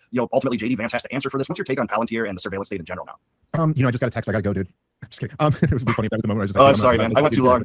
No. So now look, I will again be the first to admit, and look, dude, I just if people want to be upset with me for this, it's fine. I'm sure there are people who are smarter than me, who have less children and wives than me, who but I'm already always 10 books behind on the subject that I know a lot about, and so I am not claiming to be the person who's done the deepest dive research on all this shit. But so from what I know, let me just give you this is kind of my perspective on it. So first of all, yes, I think all this shit is creepy as fuck. I think it's a real thing to be concerned about, and I don't trust any of these guys. I will say this. This is why I have a little bit of a soft spot for Peter Thiel, and why I have a little bit of a soft spot for Elon Musk. Number one, and this is maybe you'll understand this, and I hope some of the broader audience will understand this, but Peter Thiel was the only billionaire who supported Ron Paul. That's true. The only billionaire in the goddamn country who supported Ron Paul for president. And Ron Paul was if there are people out there who just don't appreciate it, Ron Paul is the greatest living American hero, the Thomas Jefferson of our time. And the biggest goddamn tragedy in the history of the world is that the Republicans rejected him for Mitt Romney. Mitt Romney and John McCain are who the Republicans picked over Ron Paul. And it's I'm sorry, for the millennial right wingers, you have no responsibility for this. But for the millennial and boomer right wingers, you should you deserve everything that comes. You deserve the worst Palantir nightmare for supporting John McCain over the Thomas Jefferson of our time. And in that moment, Peter Thiel was donating to Ron Paul. And so look, I'm not saying that's like actually an argument, but at the same time, that is something. It's not. It's just you showing how you got fooled. But go on. That stays in my mind. And then also with Elon Musk, and I will, again, I'm a little bit biased here because this really affected me and my life, but he did buy Twitter and make it much freer than it was before and give all of us much more of a fighting shot than we ever would have had. Not really. Not really. As I've said before, not really. I mean, yeah. Cool. I guess it's slightly nice that I don't have to dip and dodge and complete making new alts all the time. But yeah, it's pretty clear. Anyone who's operating honestly on Twitter can tell, or isn't above, like, I don't know, 20,000, 50, I don't know what the realm, but it's you talk to anybody not in the mega influencer realm, and they're like, yeah, throttled. And you can see what sells too. You can see, so yeah, the algo, it's more algo driven now. So yeah, maybe, I mean, at best, there's people who are just kind of ignorant to the problem and just whatever. Things are great, things are somehow better. I don't really think so. Before. And I also give Elon Musk credit for the knockdown effects from that. So like from Zuckerberg falling in line and YouTube not censoring anymore. I think much more than Donald Trump winning the second time. It was Elon Musk. And those conditions led to Donald Trump winning the second time. And so like, okay, keeping that in mind, I got to give people credit for the contributions that they have made. All that being said, look, Elon Musk and Peter Thiel, both like two of the most incredibly weird dudes I've ever seen in my life. I mean, you just look at them, they're just like, and there's something about that that's creepy. Like, I don't understand you. You operate like in this like machine type way. And I think that the PayPal mafia group in general, I mean, there's some of them, like, I don't know, is David Sachs included in there? Because he was phenomenal on the war in Ukraine. Well, he was phenomenal on the war in Ukraine. He was. Like, just incredible. And it's been incredible on several, like really important issues. And so, this is the thing. These people, it's like, there's so many people. Keep in mind, I mean, I not to keep rubbing nose. This is literally less than weeks ago, and even mentioned his latest show how, I was out there sharing fucking Pasobic's shit about Iraq. Exactly. That's the point. Like, I mean, I guess this kind of ties in the immigration stuff too. It's like, how did you? There was everyone telling you. I mean, it's super obvious. Same thing with this. It's like, I don't know. A lot of us were skeptical of these people. I've been skeptical of Thiel. I've been skeptical of Elon. A lot of people in these spheres. It doesn't take a lot of homework to really be like, oh, these are people to be skeptical of. They are fucking defense contractors. Defense contractors. That is where they made their wealth, off of the government. So it's just like, you don't need to be a genius to go, oh, this might not work. Oh, well, they're great on Ukraine.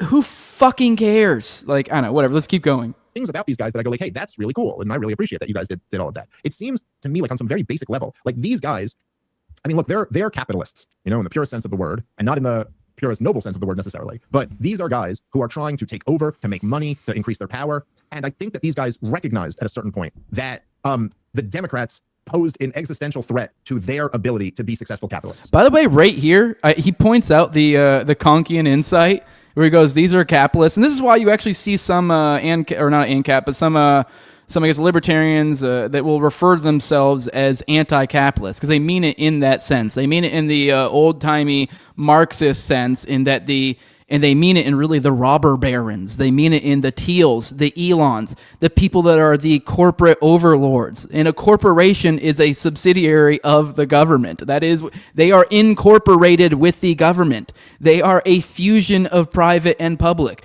They are the government. Like, yes, I get it. This gets into spectrum-based thinking, and now you have to go, like, as opposed to zeros and ones, are they private? Are they public? You have to go, well, they have some investments in here and some in there. Yeah, it's a mix, but they are. If you're talking about a billionaire, a tech billionaire that's a defense contractor, you can't play this weasel fucking game of like, well, they're capitalists and they're like, but they're like, no, they are the government. This idea like, oh, well, we'll just work with them. Like, okay, cool. Maybe they aren't literally the government in the 100% sense of the word, although they've already actually deputized multiple Thiel, I believe Palantir and a few other tech executives as actual lieutenant colonels in the military. But whatever, I digress. But they basically are, and it doesn't take a high level of intelligence or pattern recognition to be able to notice that. And it is just kind of astounding seeing this fell for again thing over and over and over and over and over and over and over and over and over again. And so they went in this other direction. But they're not Ron Paul. They're not principled, laissez-faire libertarians. They'll take government contracts. They'll do all types of different shit. And I think that many of them have made the assessment that this is where the money is in the future. Like, this is how you're going to, which, is a kind of reasonable conclusion to come to. That, like, the money is in having the data. The money is in having this surveillance control. And the money, and, like, this is where the next generation is going to go. And it seems like it's not motivated by like moral considerations or like what's best for the country, which I would put as a subset of moral considerations, but more just like what's in the best interest of their power. Now, Palantir specifically, it's essentially a CIA creation. And so, I don't know, like even we were talking before, the economic Confessions of an Economic Hitman or Jeffrey Epstein or something, to me, that's all part of the regime. They're all part of the whole damn thing. And so anything that's a CIA creation that's trying to get more and more of our information should be opposed. And so, I think I don't know enough about it, and it's kind of like complex and difficult situation, but I would certainly agree with you that this is like a major consideration going forward. And I think, in a way... All right, well, we're not going to keep watching. I would recommend if Dave watches that, maybe you should get fucking abreast of this issue because you're kind of in real time looking absolutely foolish. Kind of talk about how being right on the moment that why can't I think of it? The topic of the moment or whatever, or the important topic of the moment. I forget what the expression is I'm looking for here, but this is it. I mean, and we're seeing it in real time. Like, let's be real. I'm sure all this Thiel nonsense is 100% playing out in all of this. All right, let's move on. Let's get into another Thiel somewhat related. I don't even really need to. Do I need to give a whole lot of exposition how we connect Rogan to this narrative network here? Here's Rogan and Andrew Wilson. He's been on his show multiple times. I'm pretty sure he's promoted his product. So I think there's funding mechanisms from Thiel there. He's also multiple times on the show kind of done the weird like running cover for Thiel thing. So I don't know what the relationship is between Rogan and Thiel, but once again, kind of loosely tying it into this topic. When people say, "Oh, they straight up executed this guy," I think there's a little more nuance. There's more nuance to it. There's chaos. There's the fog of chaos. You're in the middle of this like very high stress situation where you've already pepper sprayed this guy. Now you're in a physical scramble. Someone says he has a gun. Gun goes off. Bang, bang, bang. You're just shooting. Mm-hmm. I'm assuming. This is just a lot of guesswork. But that's a lot of bad stuff that has to happen in sequence. Yes. Like the fact, even if this gun is recalled as a model that had these issues, right? I'm guessing that it wasn't every one of them that had the issues. Some of them, right? Probably not all. And if it's because it has to have a lot of force for it to go off, or the slide has to be, you have to be moving the slide or something like this. What I saw was him holding the pistol, how you or I would hold the pistol with the finger off the trigger. Yes. I did not actually see like what would have caused that force. This is where it gets weird. So there have been documented instances like the SIG P320. There's a lot of legal stuff involved in this. There's tons of cases. Some of them are bullshit. Like there was one cop where they said the cop got shot because the gun accidentally went off, and everybody's like, "Oh man, SIG's in trouble." Turns out that cop had to recant that. And all right, we're stuck in the SIG stuff. Sorry, I picked the longer clip. There were some shorter ones, but I picked the longer one. Honestly, the SIG stuff bores me. Like I get it. Like it might go off. I don't really feel like it substantially changes the situation. So whatever, I guess we'll keep cruising through this, but I don't really have much more commentary to when it comes to the SIG. I mean, if it had to do with his gun, accidental discharge whenever the cop removed it or whatever, I still don't care. It's still murder. It's still murder. This is gay. Let's keep going. He accidentally hit the trigger and shot a cop, but he wanted. So this is one. So this guy, his gun just goes off. Now he doesn't have his finger on the trigger. It just goes off. Now, there's another one where a cop is in the middle of a precinct and he leans forward. He's got the holster on the outside. He leans forward and the gun goes off. He does not have his hand on the trigger. He's not touching the gun at all. See if you can find the one where the cop does it. So there's a cop where he's in the precinct. His gun is now. Here's the question: was there something touching the trigger? Was it the holster bad? Was there debris in it? Was there something? Was his shirt touching it? Did he jam the gun in the holster and maybe like his shirt got stuck in it, touched the trigger? There's a little also bit, the second gun theory. And then he moves forward. If the guy had a second gun. There's also the second gun theory. Right. So I understand what you're saying, and maybe it met all of the conditions for that. It does seem unlikely to me, but it's possible. That he's just holding it and it just happens to go off. It would seem unlikely with any other gun. Yeah. So if the guy had a Glock. But both of these cases are from the holster. This guy's grabbing from the holster. He's grabbing from the holster. Well, the cop had already pulled it out of the holster. And now he's holding it. And then it goes off. Right. But it's so low resolution. It's hard to see what's going on with his hands. So if there had been some funkiness with the trigger, who knows where he got the gun. Who knows whether or not that gun had an aftermarket trigger? Who knows what's going on? But as he's doing this, you're in the middle of the chaos. You're ramped up with adrenaline. Who knows if that guy accidentally, while he was holding it, put pressure on the slide and caused that gun to negligent discharge? I don't know. This is the speculation, and the reason why the speculation is so this is something we're talking about is because it's a SIG P320. All right, let's check out another clip. I felt like that's not the clip I was looking for, actually. I just assumed it was longer. It might be a little bit more condensed. But yeah, he talked a little bit about all of the Alex Pretti thing. He's being pretty wishy-washy, pretty... I don't know. It seems like I heard rumors that apparently Tulsi went to his club recently, over the weekend or something. So it seems interesting that now, because let's be real, if I especially if it was like 10 years ago and this happened, I would assume Rogan would actually be very much like, holy shit, what the fuck? Like, I mean, he's kind of usually fancies himself like center left or something, but let's be real, this I think in the past few years, he's become, frankly, nothing more than a Trump administration mouthpiece, and it's honestly pretty sad to see. But let's watch this. Audio's out. Give me a second.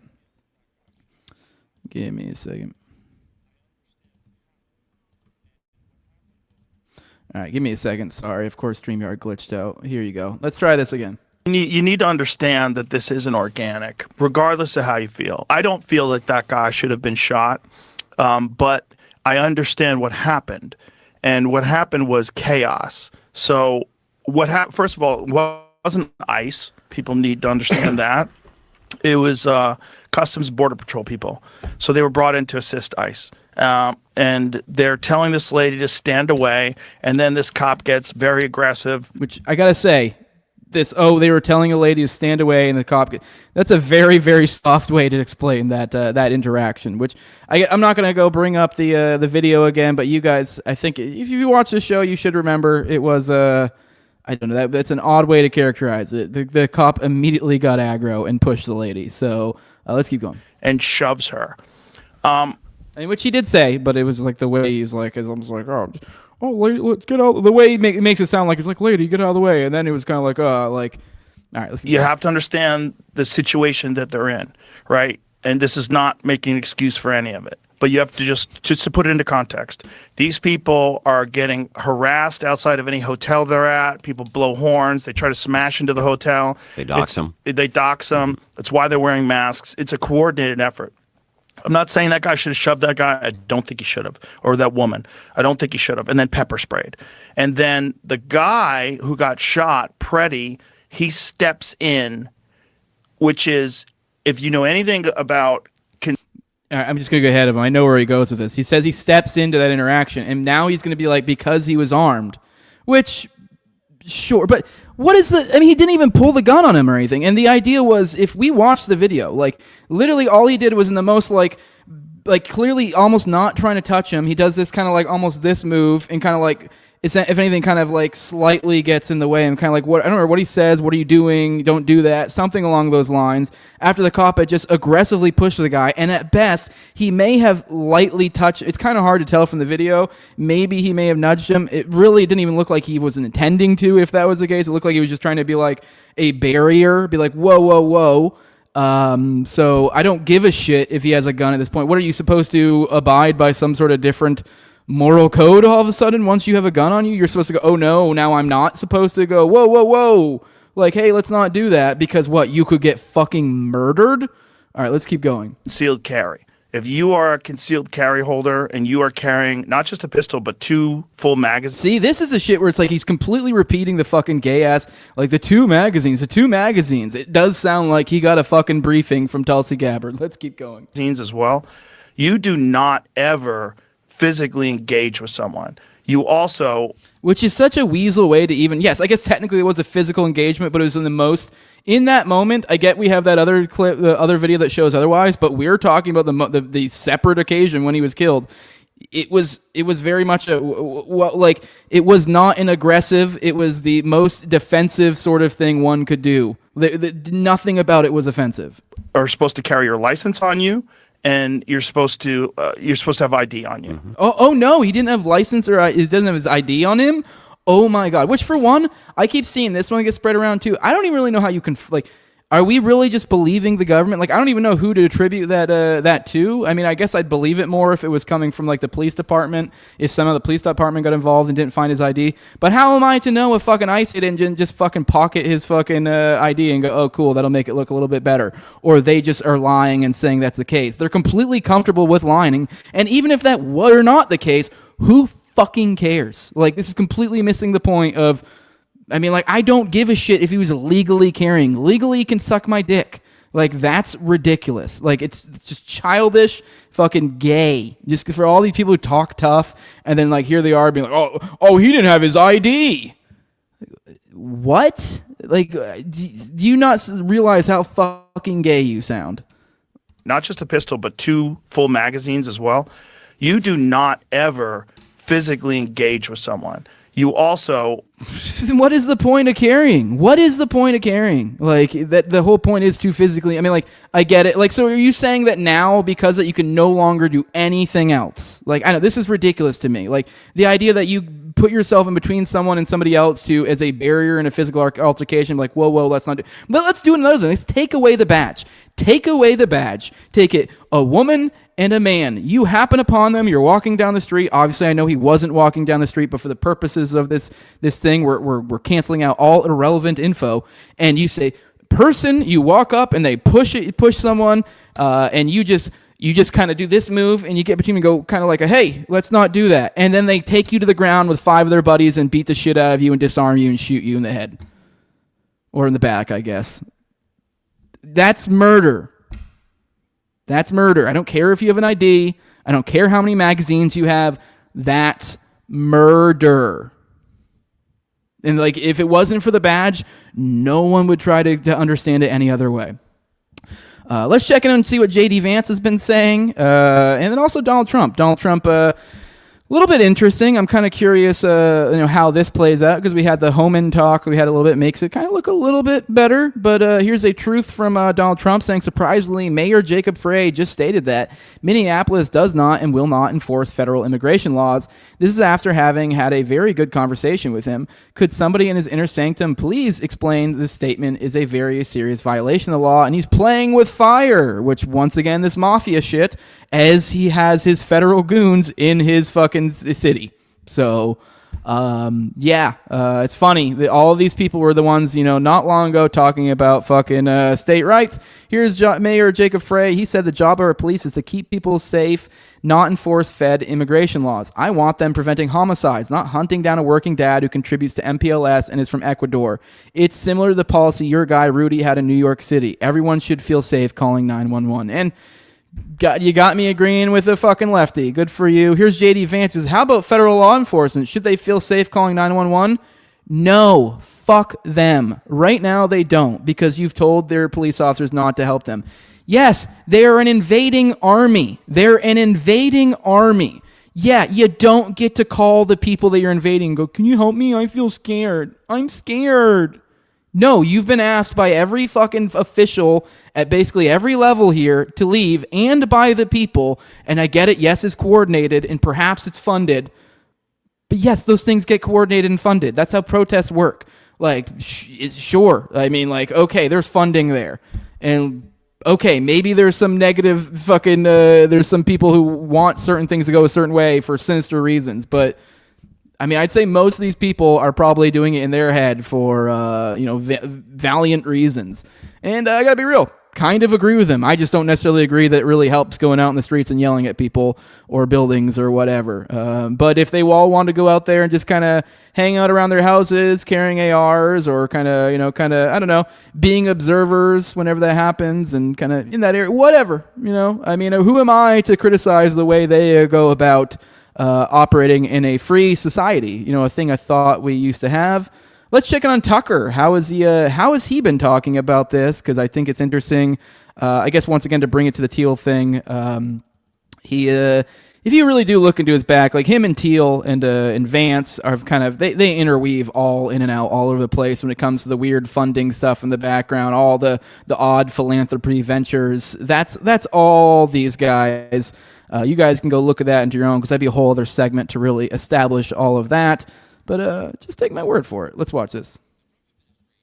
Oops.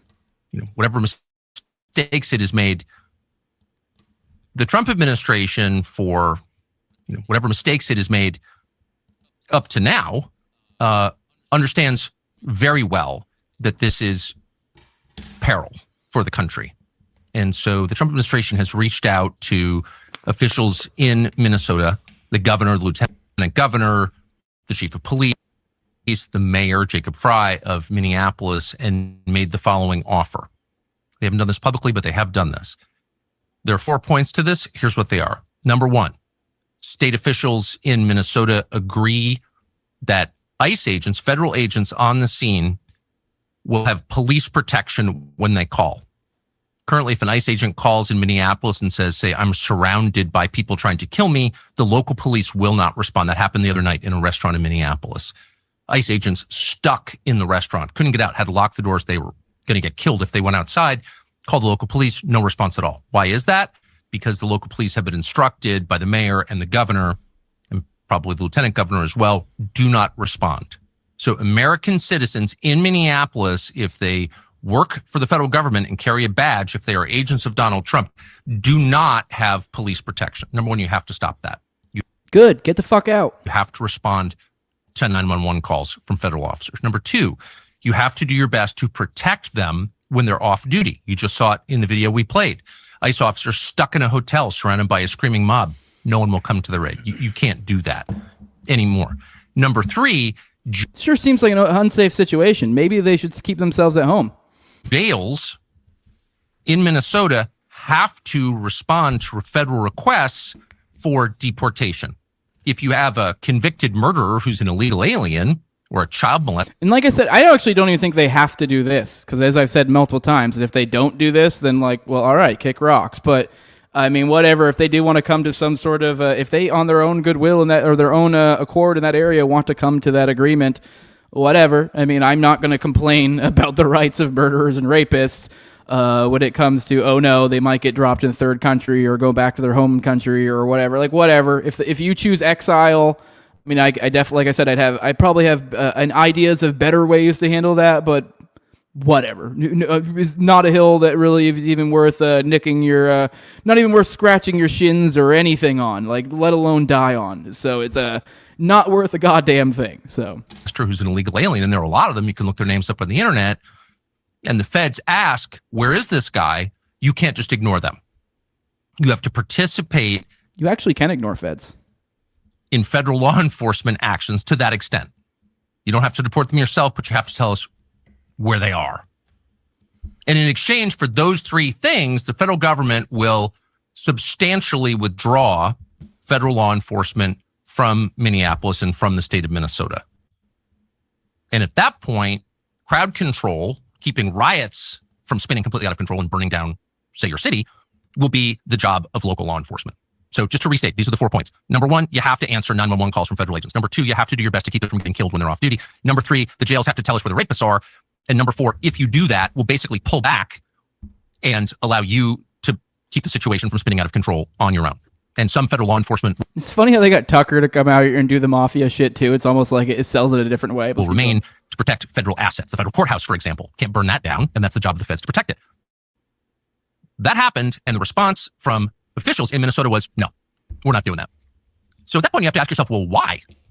Why would a state refuse to protect American citizens from murder, refuse to give the names or whereabouts of murderers and child molesters, and refuse to use its own cops to keep riots under control? What could possibly be the answer? Because they want riots. That's why.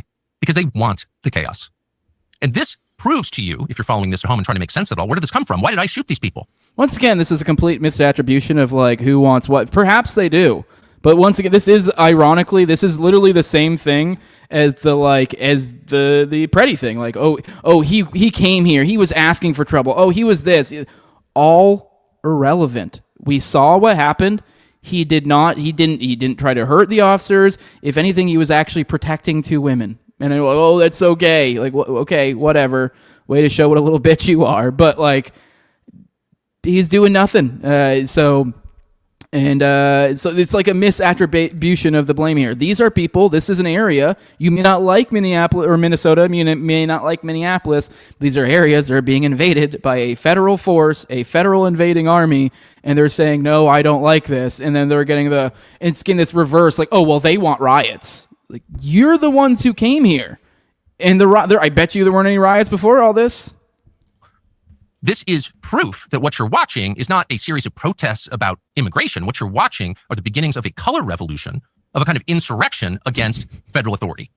And what you have to ask yourself, even if you disapprove of the Trump administration, even if you have, some commitment to keeping illegal aliens here, is do you want that? Can you live with that? Can you live in a country of 50 states that don't agree on what the federal law should be and that allow Americans to get murdered in their cities because they have the wrong politics or they work for a politician they disapprove of? Okay. All right. So I think you might be able to see kind of what I'm getting at a little bit here. Furthermore, here's Dana Duda that found an interesting little gem. She found this tweet. The original tweet here is Dave Rubin. It says, as long as we're doing this, here we are at Peter Thiel's house in L.A. Strangely, she never mentioned to me he was a humanoid cyborg, obviously making a joke. Teasing Candace. For those who made a little bit of a blast from the past, I think we covered this like a week or two ago. We covered the back and forth tiff between Candace and Dave Rubin, where she basically accused him of fucking Peter Thiel or whatever, and essentially grooming one of her previous assistants, who was like a nice Christian boy according to her, and then old Rubin and his husband tried to get their dirty dicks inside of him, and looks like they may have been a little bit successful, and she made a whole, she dropped some tea, as the kids say, and it kind of blew up. Pretty interesting, and a fun little thing that I didn't even think of, like how does she know this Thiel stuff? Well, because she's also rolling in those same in that same social milieu. So here's a photo of her at Thiel's house, which I don't know. Doesn't necessarily mean anything by itself. Now, someone here, Jay Witt, quote tweeted, says, so now real Candace is accusing Rubin of grooming behavior. Odd that she didn't mention that until he chose to say something against Candace. And then Dana pointed out an interesting question that perhaps we should think about. So did Candy Hook meet Tom O'Neill at Peter Thiel's house? This tracks why she pushed Chaos so hard.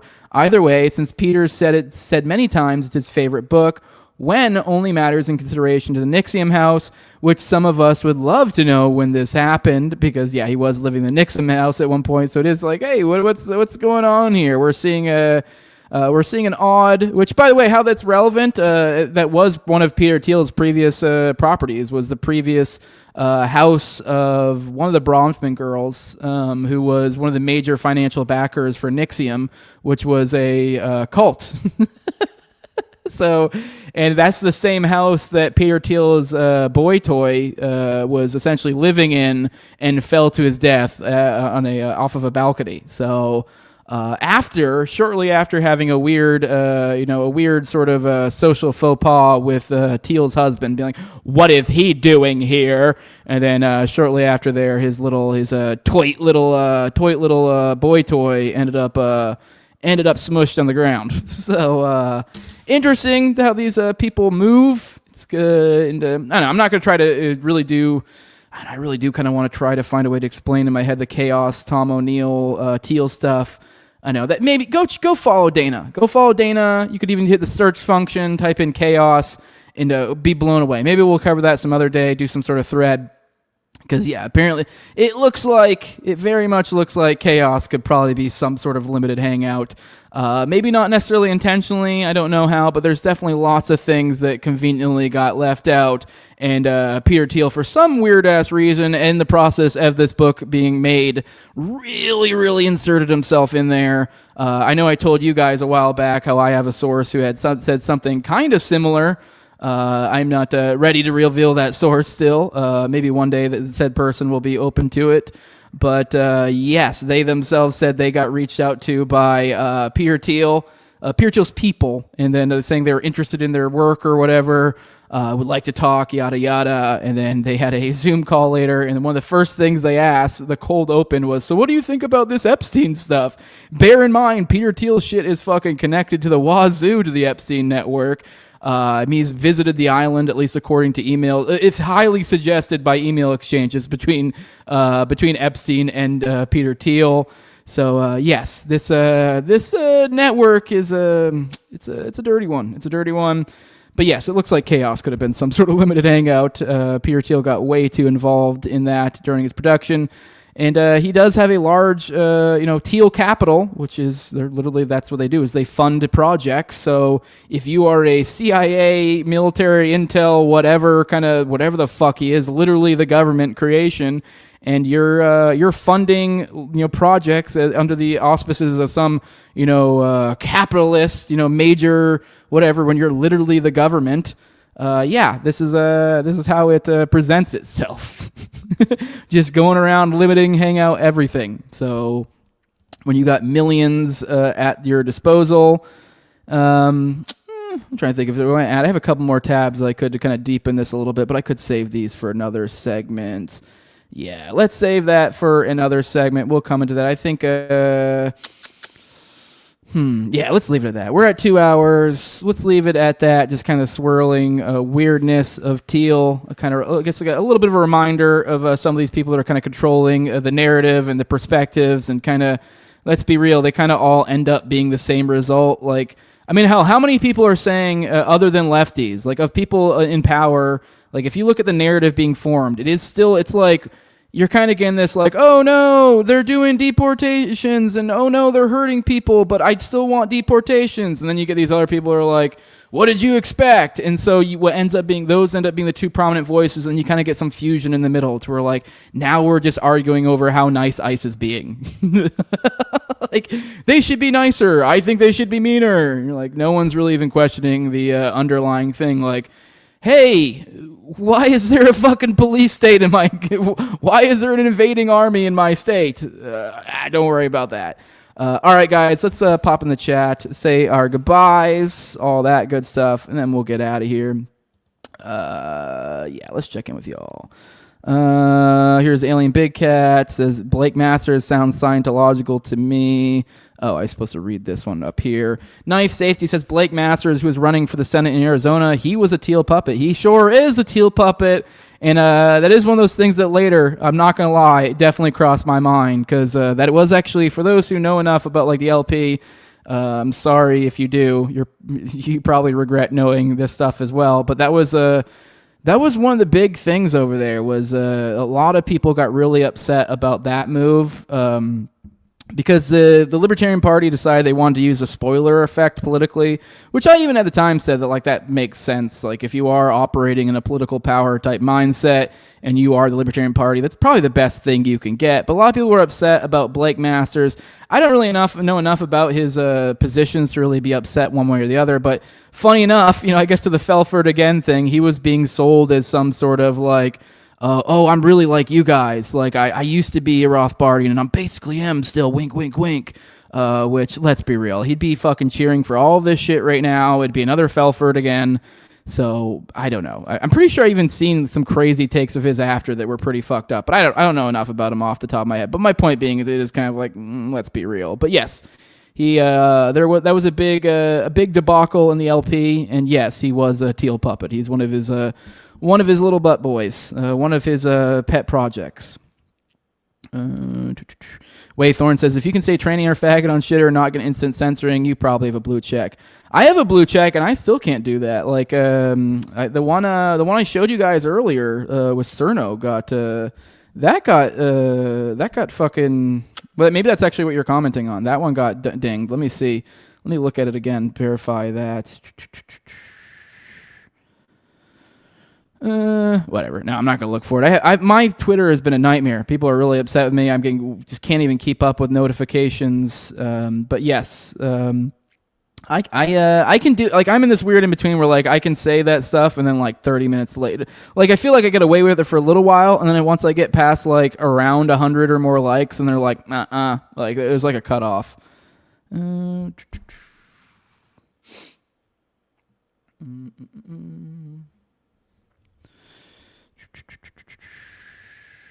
Just crestfully agreeing. Every time you speed up Dave, he sounds more Jewish. Yeah.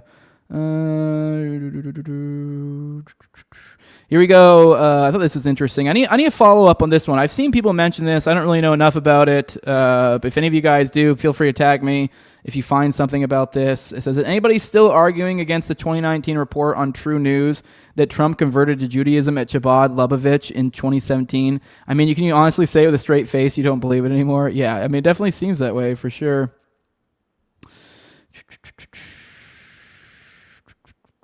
Aggressively agreeing says there's literally only 24 incidents with the original P320 and 7 with the upgraded version before 2020.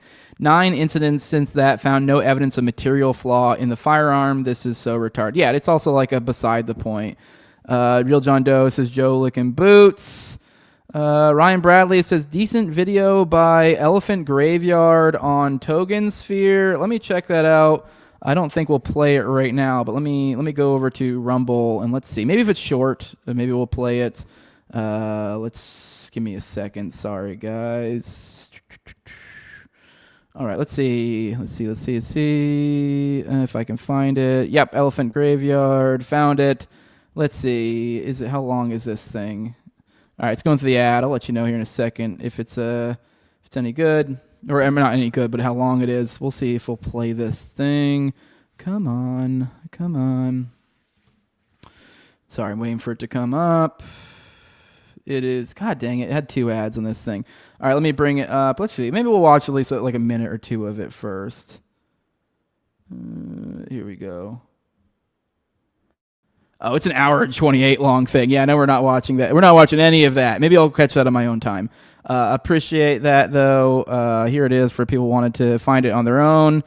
Real John Doe says no one knew he was armed. Says not only that, but those dickheads are bear spraying the fuck out of any people for anything. He says Joe is a fucking establishment tool. Exactly, yeah. And I completely forget the pepper spray thing. If you watch it, he's pepper sprayed. So like he's literally like I think he may have already been at the point where he kind of did this thing.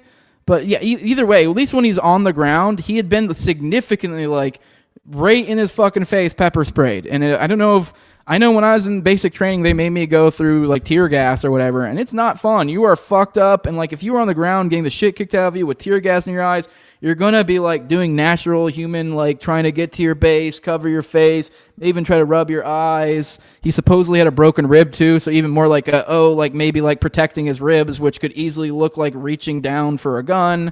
So yeah, maybe don't fucking just beat the shit out of people and I know spray mace in their face. Real John Doe says in the state carrying without ID is a $25 fine, not a death sentence. Yeah.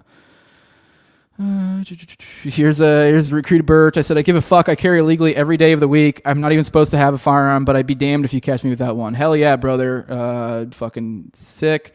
Good morning, Tucker Delay. Good morning. Good morning.